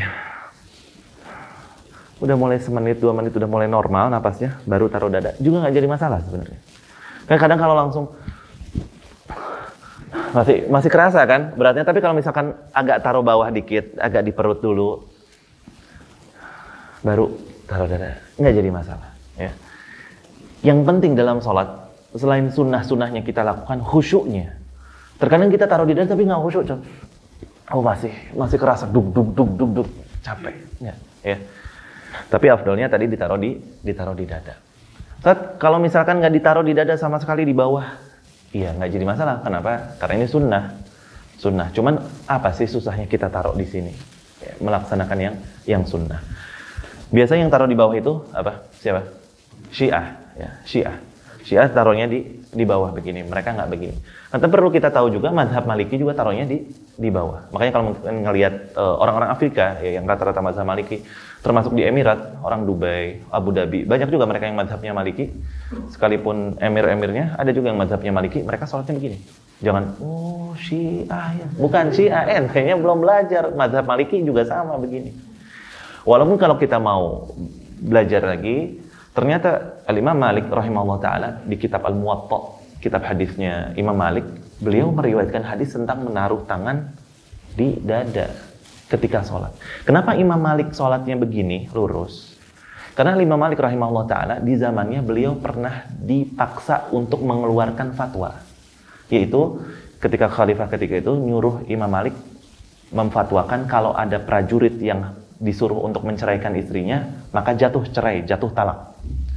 Imam Malik nggak mau. Imam Malik mengatakan, enggak. Suami kalau dipaksa menceraikan istri, ya nggak jatuh talaknya. Kenapa? Paksaan. Kalau sukarela, baru jatuh talaknya. Karena ketika itu, ada khalifah yang nggak ingin menggilir, sif-sifan prajurit-prajuritnya. Karena kan harusnya idealnya 4 bulan sekali ya, karena nggak bagus ketika wanita LDR pisah lama sama suaminya lebih dari 4 bulan. Intinya ketika itu khalifah menyuruh Imam Malik fatwanya harus jatuh cerai. Imam Malik nggak mau, maka dihukum dicambuk. Efek dari cambukannya Imam Malik nggak bisa tangannya begini. Karena kalau tangannya luka, misalkan nggak biasa nge-gym, nggak biasa push up langsung 100, nge-gym. Coba sholat begini. Berat pasti begini aja. Ngangkat tangan aja, duh, sakit pasti. Ya apalagi Imam Malik rahimahullah ta'ala dicambuk. Maka nggak kuat tangannya begini, maka sholatnya beliau begini. Pengikut-pengikutnya, murid-muridnya nyangka, oh ini sunnah. Akhirnya sampai sekarang tersebar madhab Maliki sholatnya lurus. Tapi ada historinya, kenapa Imam Malik sholatnya lurus. Padahal beliau sendiri yang meriwayatkan di Muwatta, sholat itu begini. Karena beliau lagi nggak mampu, tangannya bekas cambukan, nggak bisa begini. Ya, ada historinya. Nah, baik. Habis itu setelah kita taruh tangan di sini, kemudian membaca iftitah. Iftitah banyak versinya. Ada Allahu Akbar kabira yang banyak kita tersebar di Indonesia. Ada juga subhanakallahumma bihamdika wa tabarakasmuka wa ta'ala jadduka wa la ilaha ghairuka. Paling pendek. Ada juga yang Allahumma ba'id baini wa baina khataaya kama ba'adta bainal masyriqi wal maghrib dan seterusnya. Ini di antara doa-doa iftitah. 3 setidaknya yang ada bacaan iftitah. Ini boleh di mix, diganti. Kita sholat zuhur pakai doa yang A, pas yang asar pakai yang B, yang maghrib nanti yang C, dan seterusnya. Bahkan sunnah untuk diganti-ganti. Kenapa? Karena inti dalam sholat adalah khusyuk. Salah satu cara membantu kekhusyuan ganti-ganti bacaan. Coba. Kalau Anda biasa bacanya misalkan Allahumma ba'id baini, begitu Allahu Akbar, mulut membaca Allahumma ba'id baini, tapi otak habis ini mau makan ayam, habis itu minumnya es teh, habis itu beli ini, oh tadi lupa naruh kunci, oh kayaknya di celana yang itu. Pikiran udah traveling kemana-mana, iya kan? Pikiran udah kemana-mana, tapi mulut mah baca aja Allahumma ba'id baini, mulut baca aja Al-Fatihah, baca surat. Kenapa? Iya bacaannya itu aja. Coba kalau sekali-kali kita ganti, iftitah sekarang pakai Allahumma ba'id baini, sholat zuhur, nanti asar pakai Allahu Akbar kabira, nanti maghrib pakai subhanakallahumma bihamdik. Pikiran kita fokus sama apa yang mau dibaca. Ini diantara hikmah kenapa disunahkan ada beberapa versi iftitah. Kemudian habis itu Al-Fatihah, beres baca Al-Fatihah, ya. Khilafiyah diantara ulama, Bismillahirrahmanirrahim ketika jadi imam dikeraskan atau enggak, dua-duanya boleh. Enggak usah dipermasalahkan. Bismillahnya dijaharkan boleh, enggak juga enggak jadi masalah. Ya. Walaupun banyak dalil yang menyebutkan Nabi SAW lebih sering tidak dijaharkan. Ya. Untuk Bismillahirrahmanirrahim. Kemudian waladhdallin, amin, itu sunnah dibaca. Kita dalam madhab Syafi'i. Madhab Hanafi nggak baca amin. Madhab Hanafi diem aja. Waladhdallin, diem. Jadi kalau orang kita misalkan sholat di samping orang Turki, dia kok nggak bilang amin. Jangan, wah ini naon ya agama ya. Pemahaman bukan naon agama. Ente belum belajar. Ini madhab Hanafi emang nggak dikerasin baca aminnya. Dia diem aja atau aminnya kecil, lirih, nggak dikeraskan. Ya. Tapi kita madhab Syafi'i dan jumhur amin dikeraskan. Kemudian kalau jadi makmum, dibaca apa enggak Al-Fatihah? Apa cukup dengan diwakilkan oleh imam? Masalah khilafiyah lagi di antara ulama. Ada yang mengatakan dibaca, ada yang mengatakan enggak. Yang mengatakan enggak usah baca berdasarkan firman Allah, wa idza quri'al Qur'an fastami'u lahu wa ansitu la'allakum turhamun. Kalau dibacaan Al-Qur'an, fastami'u, diam, dengerin, ansit, diam, la'allakum turhamun. Biar kalian dapat rahmat. Yang mengatakan dibaca berdasarkan hadis kata Nabi SAW, la salata illa bi fatihatil kitab. Nggak sah sholat kecuali dengan membaca Al-Fatihah. Maka Allah Ta'ala alam, pendapat yang rajih dalam hal ini pendapat tengah-tengah yaitu tetap dibaca. Ketika imam waladhdallin, amin, beres amin kita baca Al-Fatihah. Kenapa? Al-Fatihah tetap kita dengerin. Al-Fatihah imam dari awal sampai akhir. Begitu amin kita baca, habis itu kita dengerin lagi bacaan imam untuk bacaan surat setelah Al-Fatihah. Jadi dua-duanya dapat, dengerinnya dapat, Al-Fatihahnya juga dapat. Kecuali kalau kita kondisinya masbuk atau kita mepet datang imam sebelum ruku baru baca Alhamdulillahirrahmanirrahim. Imam udah Allahu Akbar, maka kita langsung ruku aja, nggak harus sampai menyempurnakan. Ini baru yang ditanggung oleh imam. Tapi kalau selama kita masih mampu untuk membaca Al-Fatihah, maka Allah alam pendapat yang kuat tetap dibaca. Dan ini juga sesuai dengan mazhab Syafi'i. Kemudian termasuk bacaan ya, ganti-ganti. Kalau setiap sholat kulhu lagi, Al-Kautsar lagi, inna a'toina kulhu lagi. Iya, pasti nggak khusyuk. Kenapa? Mulut otomatis baca, pikiran kemana-mana. Tapi ganti-ganti lah, nanti pakai apa. Walaupun yang pendek-pendek 1 ayat 2 ayat nggak jadi masalah. Yang penting bacaan dari Al-Quran. Kemudian ruku. Nah. Ruku ya sebisa mungkin 90 derajat. Ada orang yang rukunya gini. Ada yang maksudnya 90 derajat. Kemudian posisi tangan itu mencengkram lutut. Bukan begini ya. Tapi kalau misalkan kita pas lagi ruku, terkadang lagi lemas, nyerosot. Pernah nggak? Pernah ya? Pas lagi ruku, gitu. Batal nggak sholatnya? Nggak batal, nggak jadi masalah ya. Ya, kan kadang orang ada yang lagi posisi lagi strong itu lagi kuat, kadang lagi lemas, nggak jadi masalah. Balik lagi aja langsung ke sini. Ya. Yang penting posisinya diusahakan mencengkram lutut. Kemudian i'tidal, sami Allahu liman hamidah. Ketika imam mengatakan sami Allahu liman hamidah, makmum baca apa? Rabbana walakal hamd. Banyak orang imam sami Allahu liman hamidah, dia ikut-ikutan sami Allahu liman hamidah. Ya, sunnahnya kalau imam sami Allahu liman hamidah, kita nggak usah baca sami Allahu liman hamidah. Rabbana walakal hamd. Ya. Makanya kalau kita dengar misalkan live sholat di Mekah, sholat di Madinah, imam sami Allahu liman hamidah, itu bilang Rabbana walakal hamd, nggak bilang sami Allahu liman hamidah, enggak, Rabbana walakal hamd. Ya. Habis itu posisi tangan khilafiyah di antara ulama, ada yang taruh di balik lagi seperti posisi semula, ada juga yang ditaruh di bawah. Ya. Dua-duanya nggak jadi masalah ya. Ada pendapatnya dua-duanya nggak jadi masalah karena di hadisnya menunjukkan maka posisi tangan seperti semula. Ini kan multi tafsir. Seperti semula maksudnya semula sebelum sholat yaitu tangan di bawah, atau semula sebelum ruku yaitu tangan di dada. Ya.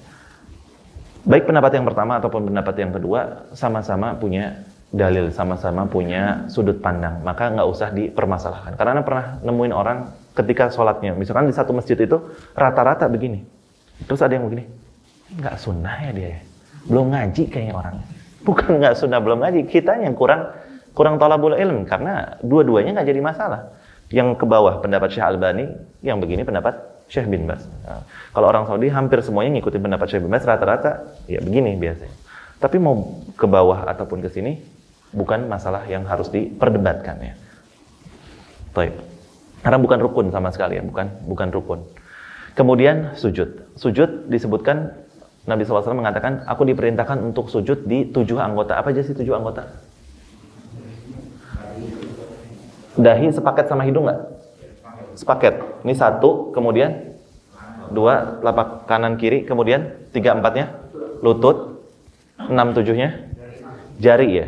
Jarinya semua menghadap ke arah kiblat. Kadang sebagian orang cuman ujung jarinya doang. Ujung jarinya aja gini. Padahal sunnahnya semuanya menghadap kiblat. Kemudian bukan sekedar jidatnya doang yang nempel, tapi hidungnya juga nempel. Walaupun jidatnya nggak full. Gimana kalau misalkan pakai peci yang songkok atau peci yang peci biasa, peci yang bulat, atau pakai sorban, harus diginiin apa enggak? Atau nggak jadi masalah? Yang sujud itu bagian yang ketutupan pecinya. Hah, gimana? Harus kena langsung. Gimana kalau misalkan lutut ketutupan celana, apalagi aurat? Gimana kalau kita sholat lagi pakai kaos kaki? Nggak jadi masalah. Gimana kalau kita sholat misalkan lagi di Rusia, lagi musim dingin pakai sarung tangan? Sah. Jadi yang penting si jidat nempel, walaupun dia ketutupan sama peci ataupun ketutupan sama sorban, nggak jadi masalah. Yang penting tetap kan ini jidat, di luarnya ada peci, ada kain yang menutupi, nggak jadi masalah. Yang penting bukan cuma ujung pecinya doang yang nempel, tapi emang jidatnya nempel tapi terhalang oleh peci, nggak jadi masalah. Dikiaskan sebagaimana kita kalau lagi pakai sarung tangan, lutut, begitu juga kalau kaki kita lagi pakai kaos kaki. Ya. Kemudian yang penting adalah ketika sujud, yaitu posisi kakinya ketika sujud apa? Rapat ya. Ketika sujud benar-benar rapat begini. Kenapa banyak orang ketika sujud ya begini aja posisinya. Apalagi kalau pakai sarung, nggak pakai daleman, yang belakang otomatis orang lagi sholat sunnah, yang di tembok lagi nyender, kelihatan. Makanya itu salah satu faedahnya kenapa harus dirapatkan. Itu ketika sujud ya. Ketika ruku bacanya jelas subhana rabbiyal azim. Boleh juga subhana rabbiyal azim wa bihamdi ya. Minimal 1 kali, maksimal nggak ada batasan. Ya. Setidaknya 3 kali, tapi kalau misalkan kita lagi jadi imam, misalkan dengar ada suara orang lagi buka pintu. Jangan buru-buru sami Allah liman hamidah dalam hati. Masbuk manehnya. Kasih dia kesempatan untuk dapetin rakaat. Baca 5 kali, 7 kali, apa susahnya? Baca subhanarabbiyal azim, subhanarabbiyal azim, subhanarabbiyal azim. Lagi baca 3 kali kedengaran suara pintu, strek. Baca lagi, tambahin subhanarabbiyal azim. Ya jangan kelamaan juga, kesian makmum-makmum yang awal. Tapi kira-kira orang ini dapat ruku baru sami Allah liman hamidah. Jangan puas. Masbuk rasa. Pas beres salam melihat ke belakang depan, benang dia nih, kena akhirnya dia masbuk. Jangan. Makanya imam itu harus faqih, harus tahu ilmu fikihnya. Salah satunya adalah lihat kondisi makmum. Ya. Termasuk tadi dalam masalah ruku. Jadi dalam hadis wa ammar ruku fa'azimu fihi rabb. Kalau ruku perbanyak ta'zim, memuji Allah subhanarabbil azim, subhanarabbil azim, subhanarabbil azim. Enggak harus 3 kali ya. Boleh 5, 7, 9 dan seterusnya. Kemudian sujud sama subhanarabbil a'la atau subhanarabbiyal a'la wa bihamdi. Ya 1 kali minimal, boleh baca 3 kali, boleh memperbanyak juga lebih dari 3 kali. Kemudian bagaimana doa dalam sujud? Dalam hadis riwayat Muslim, Nabi SAW mengatakan, aqrabu ma yakunul abdu inda rabbih wa huwa sajid fa aghfiru fihi doa. Seorang hamba paling dekat dengan Rabb-nya, dengan Tuhannya ketika dia sujud. Maka perbanyaklah doa. Maka boleh baca subhana rabbiyal a'la, habis itu baca 3 kali misalkan, habis itu doa. Boleh membaca doa dan gak harus sujud terakhir. Sebagian orang nyangka sujud terakhir, nggak, sujud pertama, kedua, ketiga, keempat, kelima, keenam nggak jadi masalah. Ya. Dan bacaannya gimana doanya? Yang paling afdal dari yang Al-Quran dan Sunnah. Rabbana atina fid dunya hasanah wa fil akhirati hasanah wa qina adzabannar. Allahumma ya muqallibal qulub tsabbit qulubana ala dinik. Allahumma ya sarrifal qulub sarrif qulubana ala taatik. Rabbana taqabbal minna innaka antas samiul alim. Doa yang kita tahu dari Al-Quran ataupun Sunnah. Ustaz, bukannya nggak boleh kita baca Al-Quran dalam sujud? Iya, kan niatnya bukan baca Al-Quran, niatnya baca doanya yang diambil dari Al-Quran, bukan niat baca Al-Quran. Ya, maka nggak jadi masalah. Atau kalau mau lebih aman, keluar dari perbedaan pendapat di kalangan ulama, baca doa yang dari hadis-hadis Nabi. Saat saya lagi pengen usaha dapat proyek yang di tempat anu, gimana doanya? Saya pengen lebih spesifik dalam arti, ya Allah saya pengen besok dapat menang tender misalkan. Maka boleh nggak berdoa? Ya boleh saja. Tapi yang penting tidak diucapkan. Jangan, ya Allah saya pengen besok menang tender. Batal sholatnya.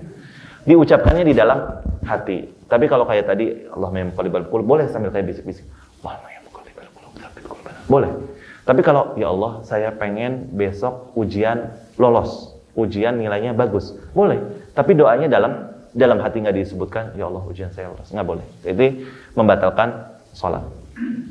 Duduk di antara 2 sujud, ya, ada 2 versi. Ada yang gimana? Ya posisi normal ya. Ini disebut apa? Istilahnya apa? Iftirash apa tawarruk? Iftirash.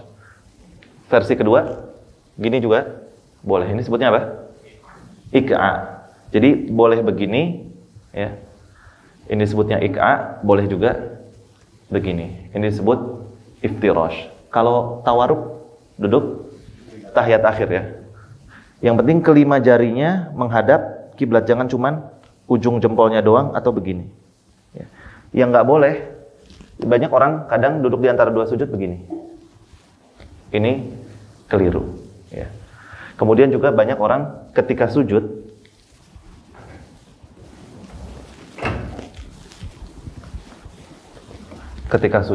posisi lengannya begini. Ini juga ada larangannya karena nggak boleh kayak posisi anjing ya, nggak boleh begini. Tapi harus diangkat si tangannya ketika posisi sujud.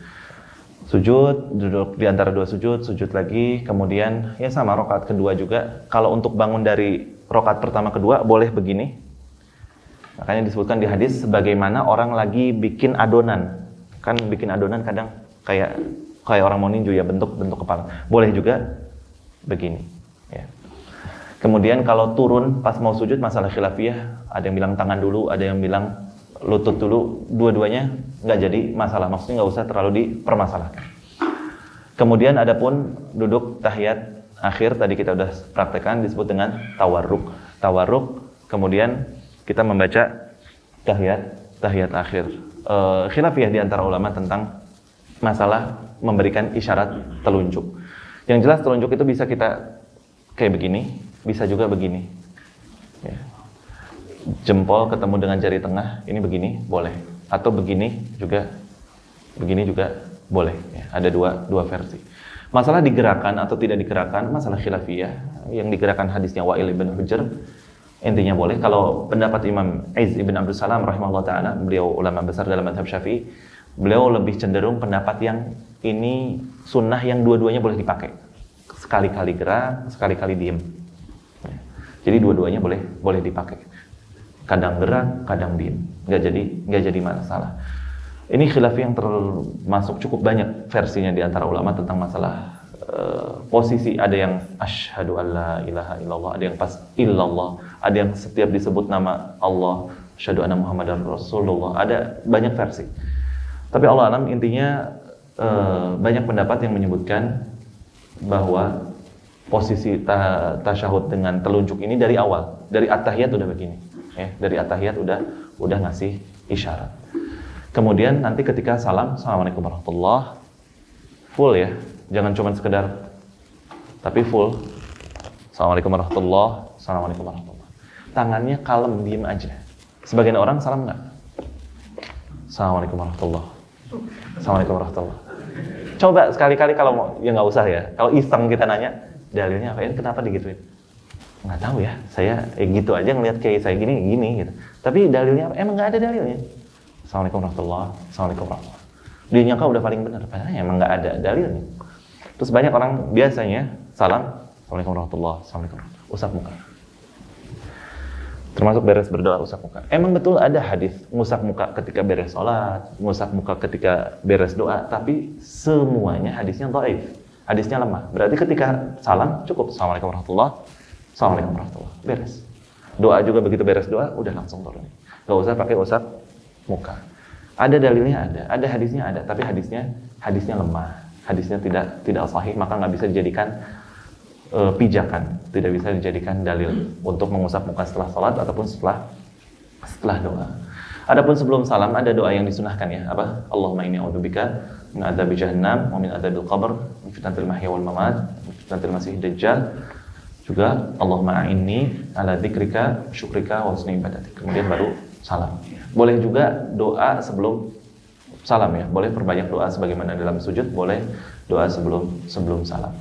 Kan tapi perlu juga kita ingat ketika kita menjadi imam, nggak usah terlalu panjang sujudnya doa untuk diri kita pribadi. Perhatikan kondisi makmum. Kalau mau perpanjang doa dalam sujud ketika sholat sendiri, sholat sunnah, ba'diyah, tahajud, silahkan, duha.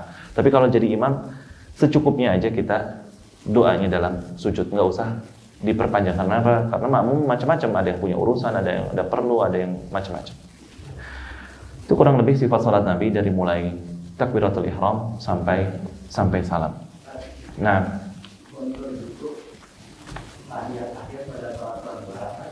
baik. Untuk duduk tahiyat akhir pada sholat 2 rakaat, khilafiyah di antara ulama.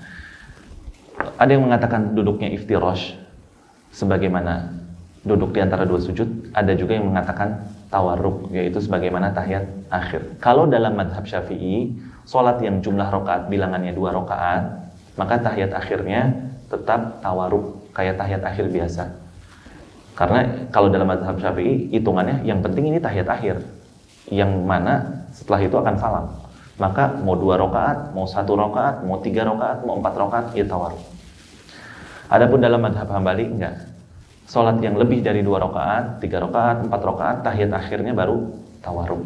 Tapi kalau salatnya cuma 2 rakaat, maka tetap kondisinya iftirash. Masalah khilafiyah di antara ulama, dua-duanya silahkan, maksudnya nggak usah terlalu diperdebatkan. Ya terkadang masalah khilafiyah yang ringan, tapi orang terlalu ini nggak sunnah, ini nggak.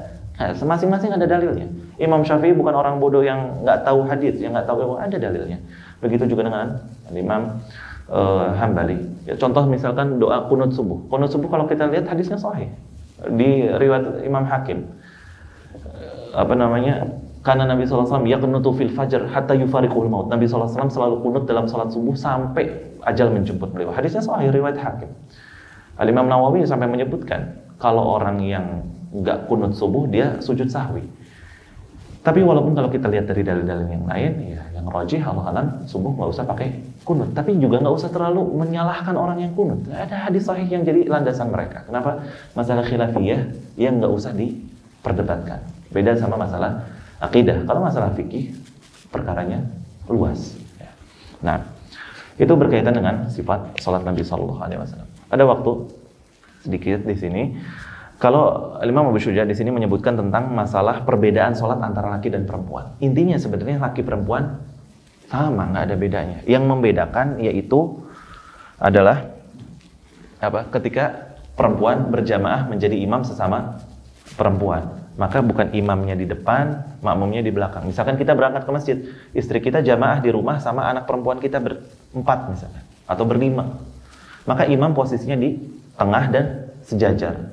Kalau ada beberapa shaf, imam di shaf awal posisinya di tengah, tapi sejajar dengan makmum wanita lainnya. Bukan imam wanita maju sebagaimana laki-laki. Kemudian yang membedakan lagi kalau perempuan, kalau imamnya lupa, dia nggak bilang subhanallah, tapi dia tepuk. Cukup sekali ya, nggak usah tepuk pramuka. Ya, banyak gerakan batal, soalnya cukup tepuk sekali selesai. Ini menunjukkan imamnya ada yang salah. Itu cukup dia bilang menepuk. Kalau laki-laki bilang subhanallah. Kemudian perempuan di sini disebutkan tentang masalah aurat perempuannya. Kita katakan perempuan wajib menutup aurat di dalam sholat ataupun di luar sholat. Jadi ya di Indonesia aja atau di ASEAN lah ya, Malaysia juga mengenal istilah mukena. Sebenarnya kalau udah menutup aurat, ya nggak usah pakai mukena lagi. Ya. Karena tuntutan menutup aurat bukan hanya di dalam sholat, tapi di luar sholat. Ketika di luar sholat sudah menutup seluruh tubuh kecuali wajah dan telapak tangan, ya udah sholat dengan kondisi yang demikian, tidak usah pakai mukena. Ya. Berikutnya di sini tentang masalah yang membatalkan sholat. Yang membatalkan sholat ada 10. Yang pertama, ngomong dengan sengaja. Kita lagi sholat, ada anak kecil heureuy, gandeng, jelas batal sholatnya. Ngomong dengan sengaja, walaupun kita pengen dia diem, ya tapi kita ngomong, batal sholat kita. Al-kalam al-amid, ngomong dengan sengaja. Kemudian yang berikutnya al-amal al-kathir al-mutawali, banyak gerak yang terus menerus. Makanya dalam madhab Syafi'i dibatasi maksimal 3 kali gerakan. Saat kalau gatal gimana? 1, 2, 3, udah habis batas. Kalau dalam mazhab Syafi'i, makanya sebagian ulama Syafi'i bilang kalau gatal misalkan taruh dulu, tek 1 baru. Dari dihitungnya 1, yang ini nggak dihitung. Ini sebagian ulama Syafi'i ada yang berpendapat demikian. Tapi Allah alam pendapat yang kuat sebenarnya nggak ada batasan. Selama normal, wajar, garuk gatal, nggak enak kan kacamata benerin sebentar. Tapi kalau misalkan sholat, benerin baju, habis itu ada WhatsApp masuk, balas dulu, gandeng orang ke sholat ya, gitu. Bisa membatal. Kenapa? Nggak ada faedah. Lain kalau misalkan HP lupa di silent, lagi sholat, bunyi, sekedar buka, silent, tutup lagi, nggak jadi masalah. Bahkan ini lebih afdol daripada didiemin, mengganggu kekhusyuan semua orang yang sholat. Buka HP-nya sebentar, silent atau airplane mode, matiin, taruh.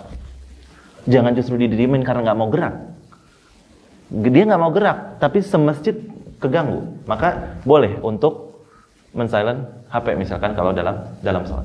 Gatel, garuk, apa yang masih wajar nggak jadi masalah. Tapi kalau bentar-bentar liatin jam, benerin peci, benerin celana, liatin kancing.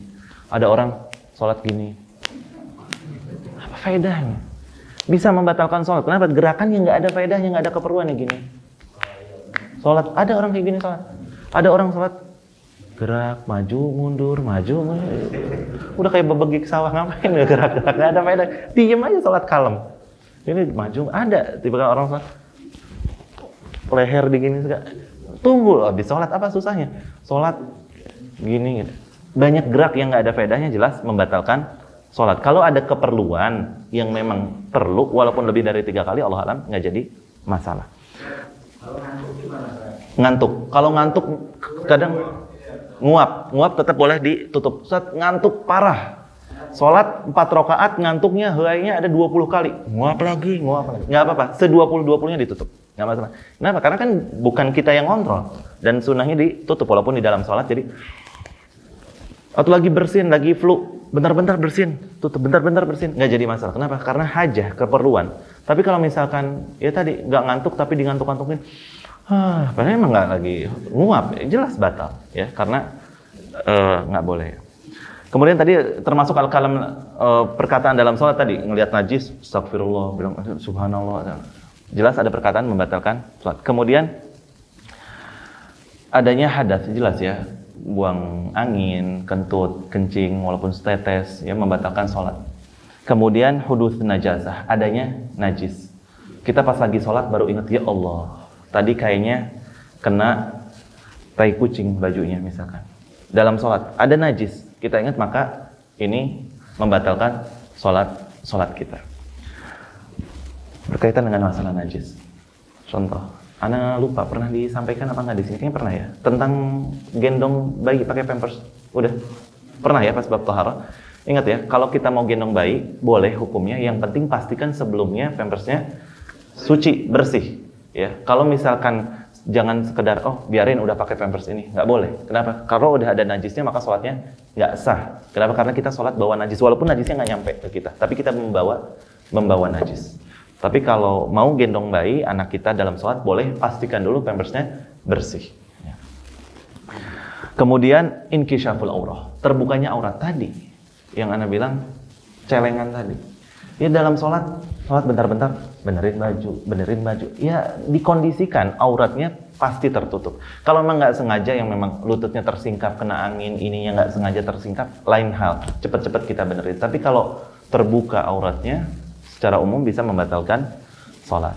Kemudian takgir niyah, berubah niat.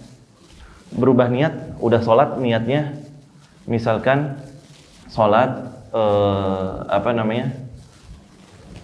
sholat duha. Pas lagi sholat duha, tengah-tengah, anak kan abis ini mau lamaran. Istikharah. Ganti niat tengah-tengah sholat. Ini membatalkan sholat. Membatalkan sholat, mengganti niat dalam sholat.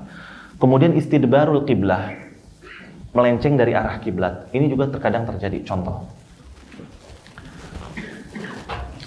kita ada di saf 2 atau saf 3 lah misal. Saf 1-nya batal, dia keluar, kosong. Kita maju. Sunnah yang maju itu yang di belakangnya persis maju ke depan. Ini enggak, yang batal sebelah situ. Karena kita saf awal ini, afdol. Batal sholatnya. Kenapa? Istidbarul kiblah, udah menyelisihi arah kiblat. Ya nggak usah juga antum jalan kayak kepiting misalkan. Yang penting nggak ada kiblat, maju dulu, terus jalan mundur ke samping. Ya nggak gitu juga. Intinya yang sunnah adalah yang di belakang dia maju. Nggak usah diakal-akalin, miring lah apalah, enggak. Ya, ini membatalkan sholat ketika merubah posisi badan kita tidak lagi menghadap kiblat. Kemudian yang berikutnya makan dan minum. Makan dan minum. Kita lagi sholat, anak kita bawa boba misalkan, nah jangan ambil, jelas membatalkan sholat. Kemudian termasuk tadi habis makan rendang, nyelip, rendangnya, lumayan, telan, batal, membatalkan sholat. Kenapa? Makan minum di dalam sholat. Kemudian murtad, ya, murtad di dalam sholat. Mungkin nanti kita sebutkan. Kemudian ketawa. Kadang subhanallah ya, kalau kita lagi sholat, selera humor kita jadi receh banget. Hal yang kalau kita lagi di luar sholat, kita nganggap apa sih, garing nggak lucu. Tapi di dalam sholat receh apapun pengen ketawa bawaannya pisiriin. Ada apa, ngelihat anak kita, kalau kita ngelihat misalkan anak kita lagi jalan, tiba-tiba jatuh, tek, ya udah jatuh gitu, sini. Tapi dalam sholat ngelihat dia jatuh, ada aja. Seremeh apapun, jadi pengen ketawa. Kita lagi sholat, ada orang yang masbuk, bersin, misalkan hajinya nggak biasa, tapi dia haji, jadi pengen ketawa, receh banget. Dan subhanallah, anak nggak ngalamin sendiri ya, tapi diceritain sama teman anak ya. Lagi ada yang sholat Jumat di Indonesia. Sholat Jumat, kemudian ada bapak-bapak bawa anaknya, anak kecil umur 3 tahun, 4 tahun. Imam lagi baca surat Al-Fatihah. Pas udah nyampe, waladhdallin, si anaknya bilang, semua bilang apa? Ya jelas, semuanya bilang amin lah. Itu semasjid batal, seimam-imamnya batal. Ketawa semuanya, ya waladhdallin. Si anak bilang, semua bilang apa? Ya jelas bilang amin. Ya. Makanya kalau mau bawa anak ke masjid juga kondisikan ya, jangan sampai di masjid nggak usah aneh-aneh, nggak usah ngacapruk, nggak usah. Ya otomatis gitu orang bisa jadi sampai ketawa, sampai batal sholatnya. Ya. Seimam-imamnya batal, ya akhirnya semasjid ngulangin lagi sholat Jumat. Padahal kalau nggak salah udah rakaat kedua, ya ulangin lagi dari awal. Ini hati-hati kalau bawa anak kecil ya, dikondisikan. Melatih anak kecil bawa ke masjid bagus, tapi dikondisikan. Kalau masih sekedar guling-guling tiduran wajar lah, normal. Tapi kalau sampai aneh-aneh, apalagi anaknya aktif banget ya, dikondisikan. Nah, ya pasti bapaknya malu beres sholat Jumat semua seimam-imamnya, semua mata tertuju sama bapaknya. Nah, anak kecilnya polos-polos aja, cengar-cengir aja, nggak ngerti apa-apa. Baik. Kita ketawa, ya, yang terbahak-bahak. Kalau sekedar senyum, enggak. Tapi kalau sampai batal. Kadang gitu ya, subhanallah, kita mungkin pas lagi SD, SMP, SMA, hatta anak SMA juga kadang, hatta anak kuliahan, kadang begitu. Anak pernah reuni waktu itu sama teman-teman alumni Madinah, ustadz terkenal, ada yang ngisi di channel-channel terkenal, kita sholat jamaah, ada satu yang masuk terus bikin apa? Semuanya batal. Seimam-imamnya ketawa, semamum-mamumnya ketawa. Nggak ngerti ya, subhanallah, terkadang segitu ustadz udah pada ngerti hukum-hukumnya, ada masya Allah semua. Tapi terkadang hal-hal receh bisa bikin orang, subhanallah, setan ganggunya dalam sholat. Receh itu jadi sangat-sangat lucu gitu di dalam sholat. Yang membatalkan kalau yang sampai keluar suara terbahak-bahak. Kalau sekedar senyum tidak membatalkan sholat. Ya berusaha untuk kembali lagi khusyuk. Ya, jangan sampai kadang kepikiran lagi. Tadi sebelum berangkat ke masjid teman kepleset jatuh, ketawa udah puas ketawa, pas lagi sholat kebayang lagi pas dia kepleset. Kadang muncul kayak gitu. Yang lain nggak ada yang ketawa, tapi kita sendiri tiba-tiba pengen ketawa, pengen senyum dan seterusnya. Ngajak salaman ketika lagi sholat, kita ada yang ngajak salaman, ya udah kita diam aja. Kita diam aja ya, nggak, karena mungkin, atau boleh ngasih isyarat gini, atau boleh ngasih isyarat dengan mengkeraskan bacaan kita walaupun lagi sirriyah. Mungkin dia nggak tahu kita lagi sholat, sangka kita lagi berdiri, misalkan kita lagi i'tidal, tangan kita lurus, oh dia lagi berdiri, ahlan, assalamualaikum, boleh langsung rabbana wa lakal hamd. Oh dia langsung nyadar bahwa kita lagi sholat. Nah, murtad, ya mungkin aja waliyadzubillah murtad dalam kondisi sholat, ya waliyadzubillah. Ya misalkan lagi murtad gitu, tiba-tiba ada orang bilang percayalah Yesus sebagai Tuhanmu, terus dia bilang lagi sholat, dia batal ya. Kenapa? Murtad, waliyadzubillah. Dan kasus pernah ada kejadian di Mesir. Sebenarnya di Mesir kejadian orang semasjid ngulangin sholat Jumat dikarenakan imamnya murtad. Kejadian kisahnya Pak. Tahun 1900-an awal-awalnya. Jadi di Al-Quran antum tahu ya, ada surat Abasa wa Tawalla an ja'ahul a'ma. Abasa wa Tawalla, Nabi SAW bermuka masam dan berpaling an ja'ahul a'ma ketika datang sahabat yang buta, yaitu Abdullah bin Ummi Maktum. Abdullah bin Ummi Maktum datang, Nabi SAW lagi pengen banget dakwahin pembesar-pembesar Quraisy. Ini Abdullah bin Ummi Maktum, orang biasa aja, orang buta datang, jadi beliau agak cemberut, nggak terlalu mau meladeni. Ya, manusiawi, beliau manusia biasa sekalipun Rasul, tapi maksum, terpelihara dari kesalahan, makanya langsung datang teguran dari Allah Subhanahu Wa Taala dengan turunnya ayat ini. Di Mesir ketika itu ada seorang khatib terkenal banget, bagus ngisi khutbahnya, wah, perkataannya bagus, sampai akhirnya waktu itu Presiden Mesir sholat di situ. Ketika baru ada, Ana lupa nama orangnya siapa, taruhlah si Fulan. Si Fulan ini baru pulang habis ngambil S3 di Prancis. Habis itu disambut sama Presiden Mesir dengan sambutan yang meriah, yang luar biasa, sambutan yang Masya Allah bagus banget. Akhirnya si khatib ini bilang, untuk memuji-muji sang presiden tadi, dia mengatakan, ma'abasa wa matawalla anja'ahul a'ma. Presiden ini Masya Allah, dia nggak bermuka masam, dia nggak berpaling ketika datang kepadanya seorang yang buta. Karena yang si Fulan dikasih beasiswa S3 di Prancis ini kebetulan orangnya buta.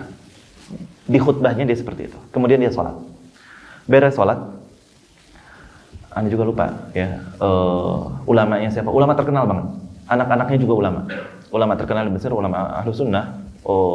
Ketika itu lagi sholat di situ, tiba-tiba dia langsung maju, ngambil mikrofon, dia bilang, wahai para kaum muslimin, ulangi sholat kalian, karena imam kalian sudah kufur. Ulangi sholat kalian. Semasjid ngulangin sholat Jumatnya, presidennya udah pulang, dihubungin, Pak Presiden, tolong diulangi lagi sholat Jumatnya. Dan subhanallah, ternyata yang jadi khatib itu di akhir hayatnya dia jadi tukang gembel di jalanan. Sebelum matinya disebutkan jadi gembel di jalanan. Kenapa dia kufur? Dikatakan murtad karena dia seolah-olah mengatakan kalau Rasulullah SAW ketika datang Abdullah bin Umi Maktum sempat cemberut bermuka masam. Ini Presiden Mesir datang orang yang buta, dia nggak cemberut, nggak bermuka masam. Jadi kan seolah-olah sedang membandingkan, seolah-olah Presiden Mesir lebih baik daripada Rasulullah SAW. Ini kufur tanpa dia sadari. Maka ketika jadi imam, dia mengimami dalam kondisi sudah murtad. Dan semasjid mengulangi sholat.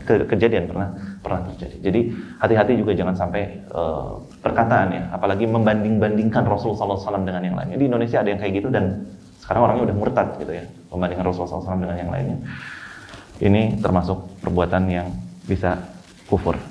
Kemudian di bab berikutnya Imam Abu Syuja di sini terakhir menyebutkan tentang masalah jumlah rakaat sholat, ini 17 rakaat. Kemudian orang yang nggak bisa berdiri boleh duduk, nggak bisa duduk boleh berbaring, nggak bisa berbaring boleh pakai isyarat, boleh juga pakai kedipan mata. Kemudian beliau menyebutkan sujud sahwi. Sujud sahwi kita kebut ya. Sujud sahwi intinya bacaannya bukan subhanalladzi la yanamu wa la yasmu, tapi persis kayak sujud biasa, subhana rabbiyal a'la, habis itu duduk di antara dua sujud, habis itu sujud lagi. Yang membedakan di antara mazhab adalah kalau mazhab Syafi'i simpel sebenarnya. Mau sujud sahwi karena lupa, karena kelebihan, karena ragu, karena kurang, intinya sujudnya sebelum salam. Selesai. Kalau mazhab Hambali enggak. Kalau karena kurang, misalkan lupa enggak tahiyat awal, berarti kurang. Sujud sahwinya sebelum salam. Karena kelebihan, sholatnya harusnya 4 rakaat, dia sholatnya 5 rakaat. Maka sujud sahwinya setelah salam. Nah, ini perbedaan pendapat di kalangan ulama. Allah Ta'ala termasuk banyak ulama yang berpendapat dengan mazhab Syafi'i. Simple. Intinya sujud sahwi karena lupa, karena ragu, karena kurang, karena lebih. Gitu. Kalau kita ragu 3 apa 4, ambil jumlah yang terkecil. Kenapa? 3 yakin, 4 ragu. Walaupun lebih nggak jadi masalah. Kemudian berikutnya waktu dilarang sholat.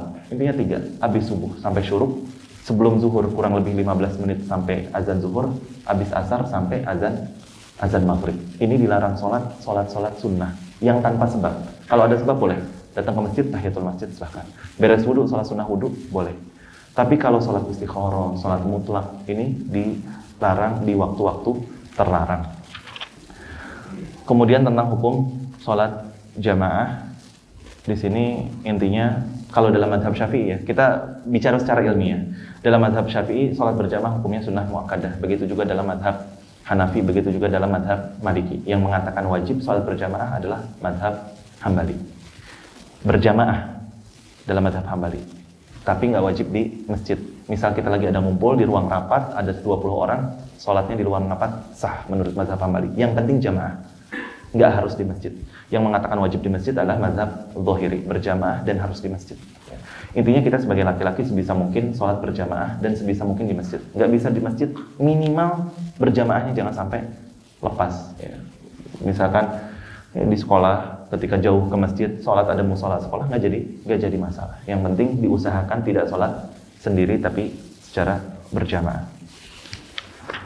Kemudian Berikutnya sholat jamak qashar. Jamak qashar sudah kita sebutkan waktu itu. Kemudian sholat Jumat, kalau dalam mazhab Syafi'i minimal 40 orang jumlah jamaah sholat Jumat, tapi pendapat yang kuat nggak harus 40 ya.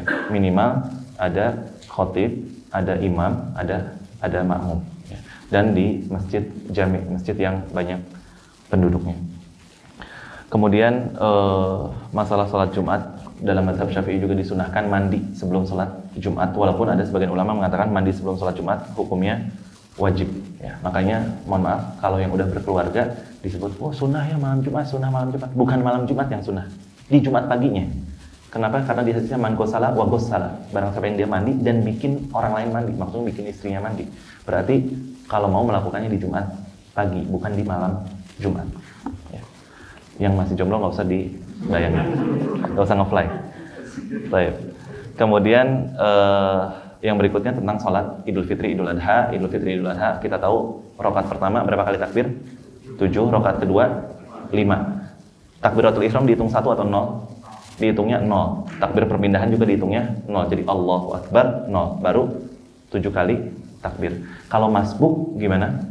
Ya udah ikut sama imam.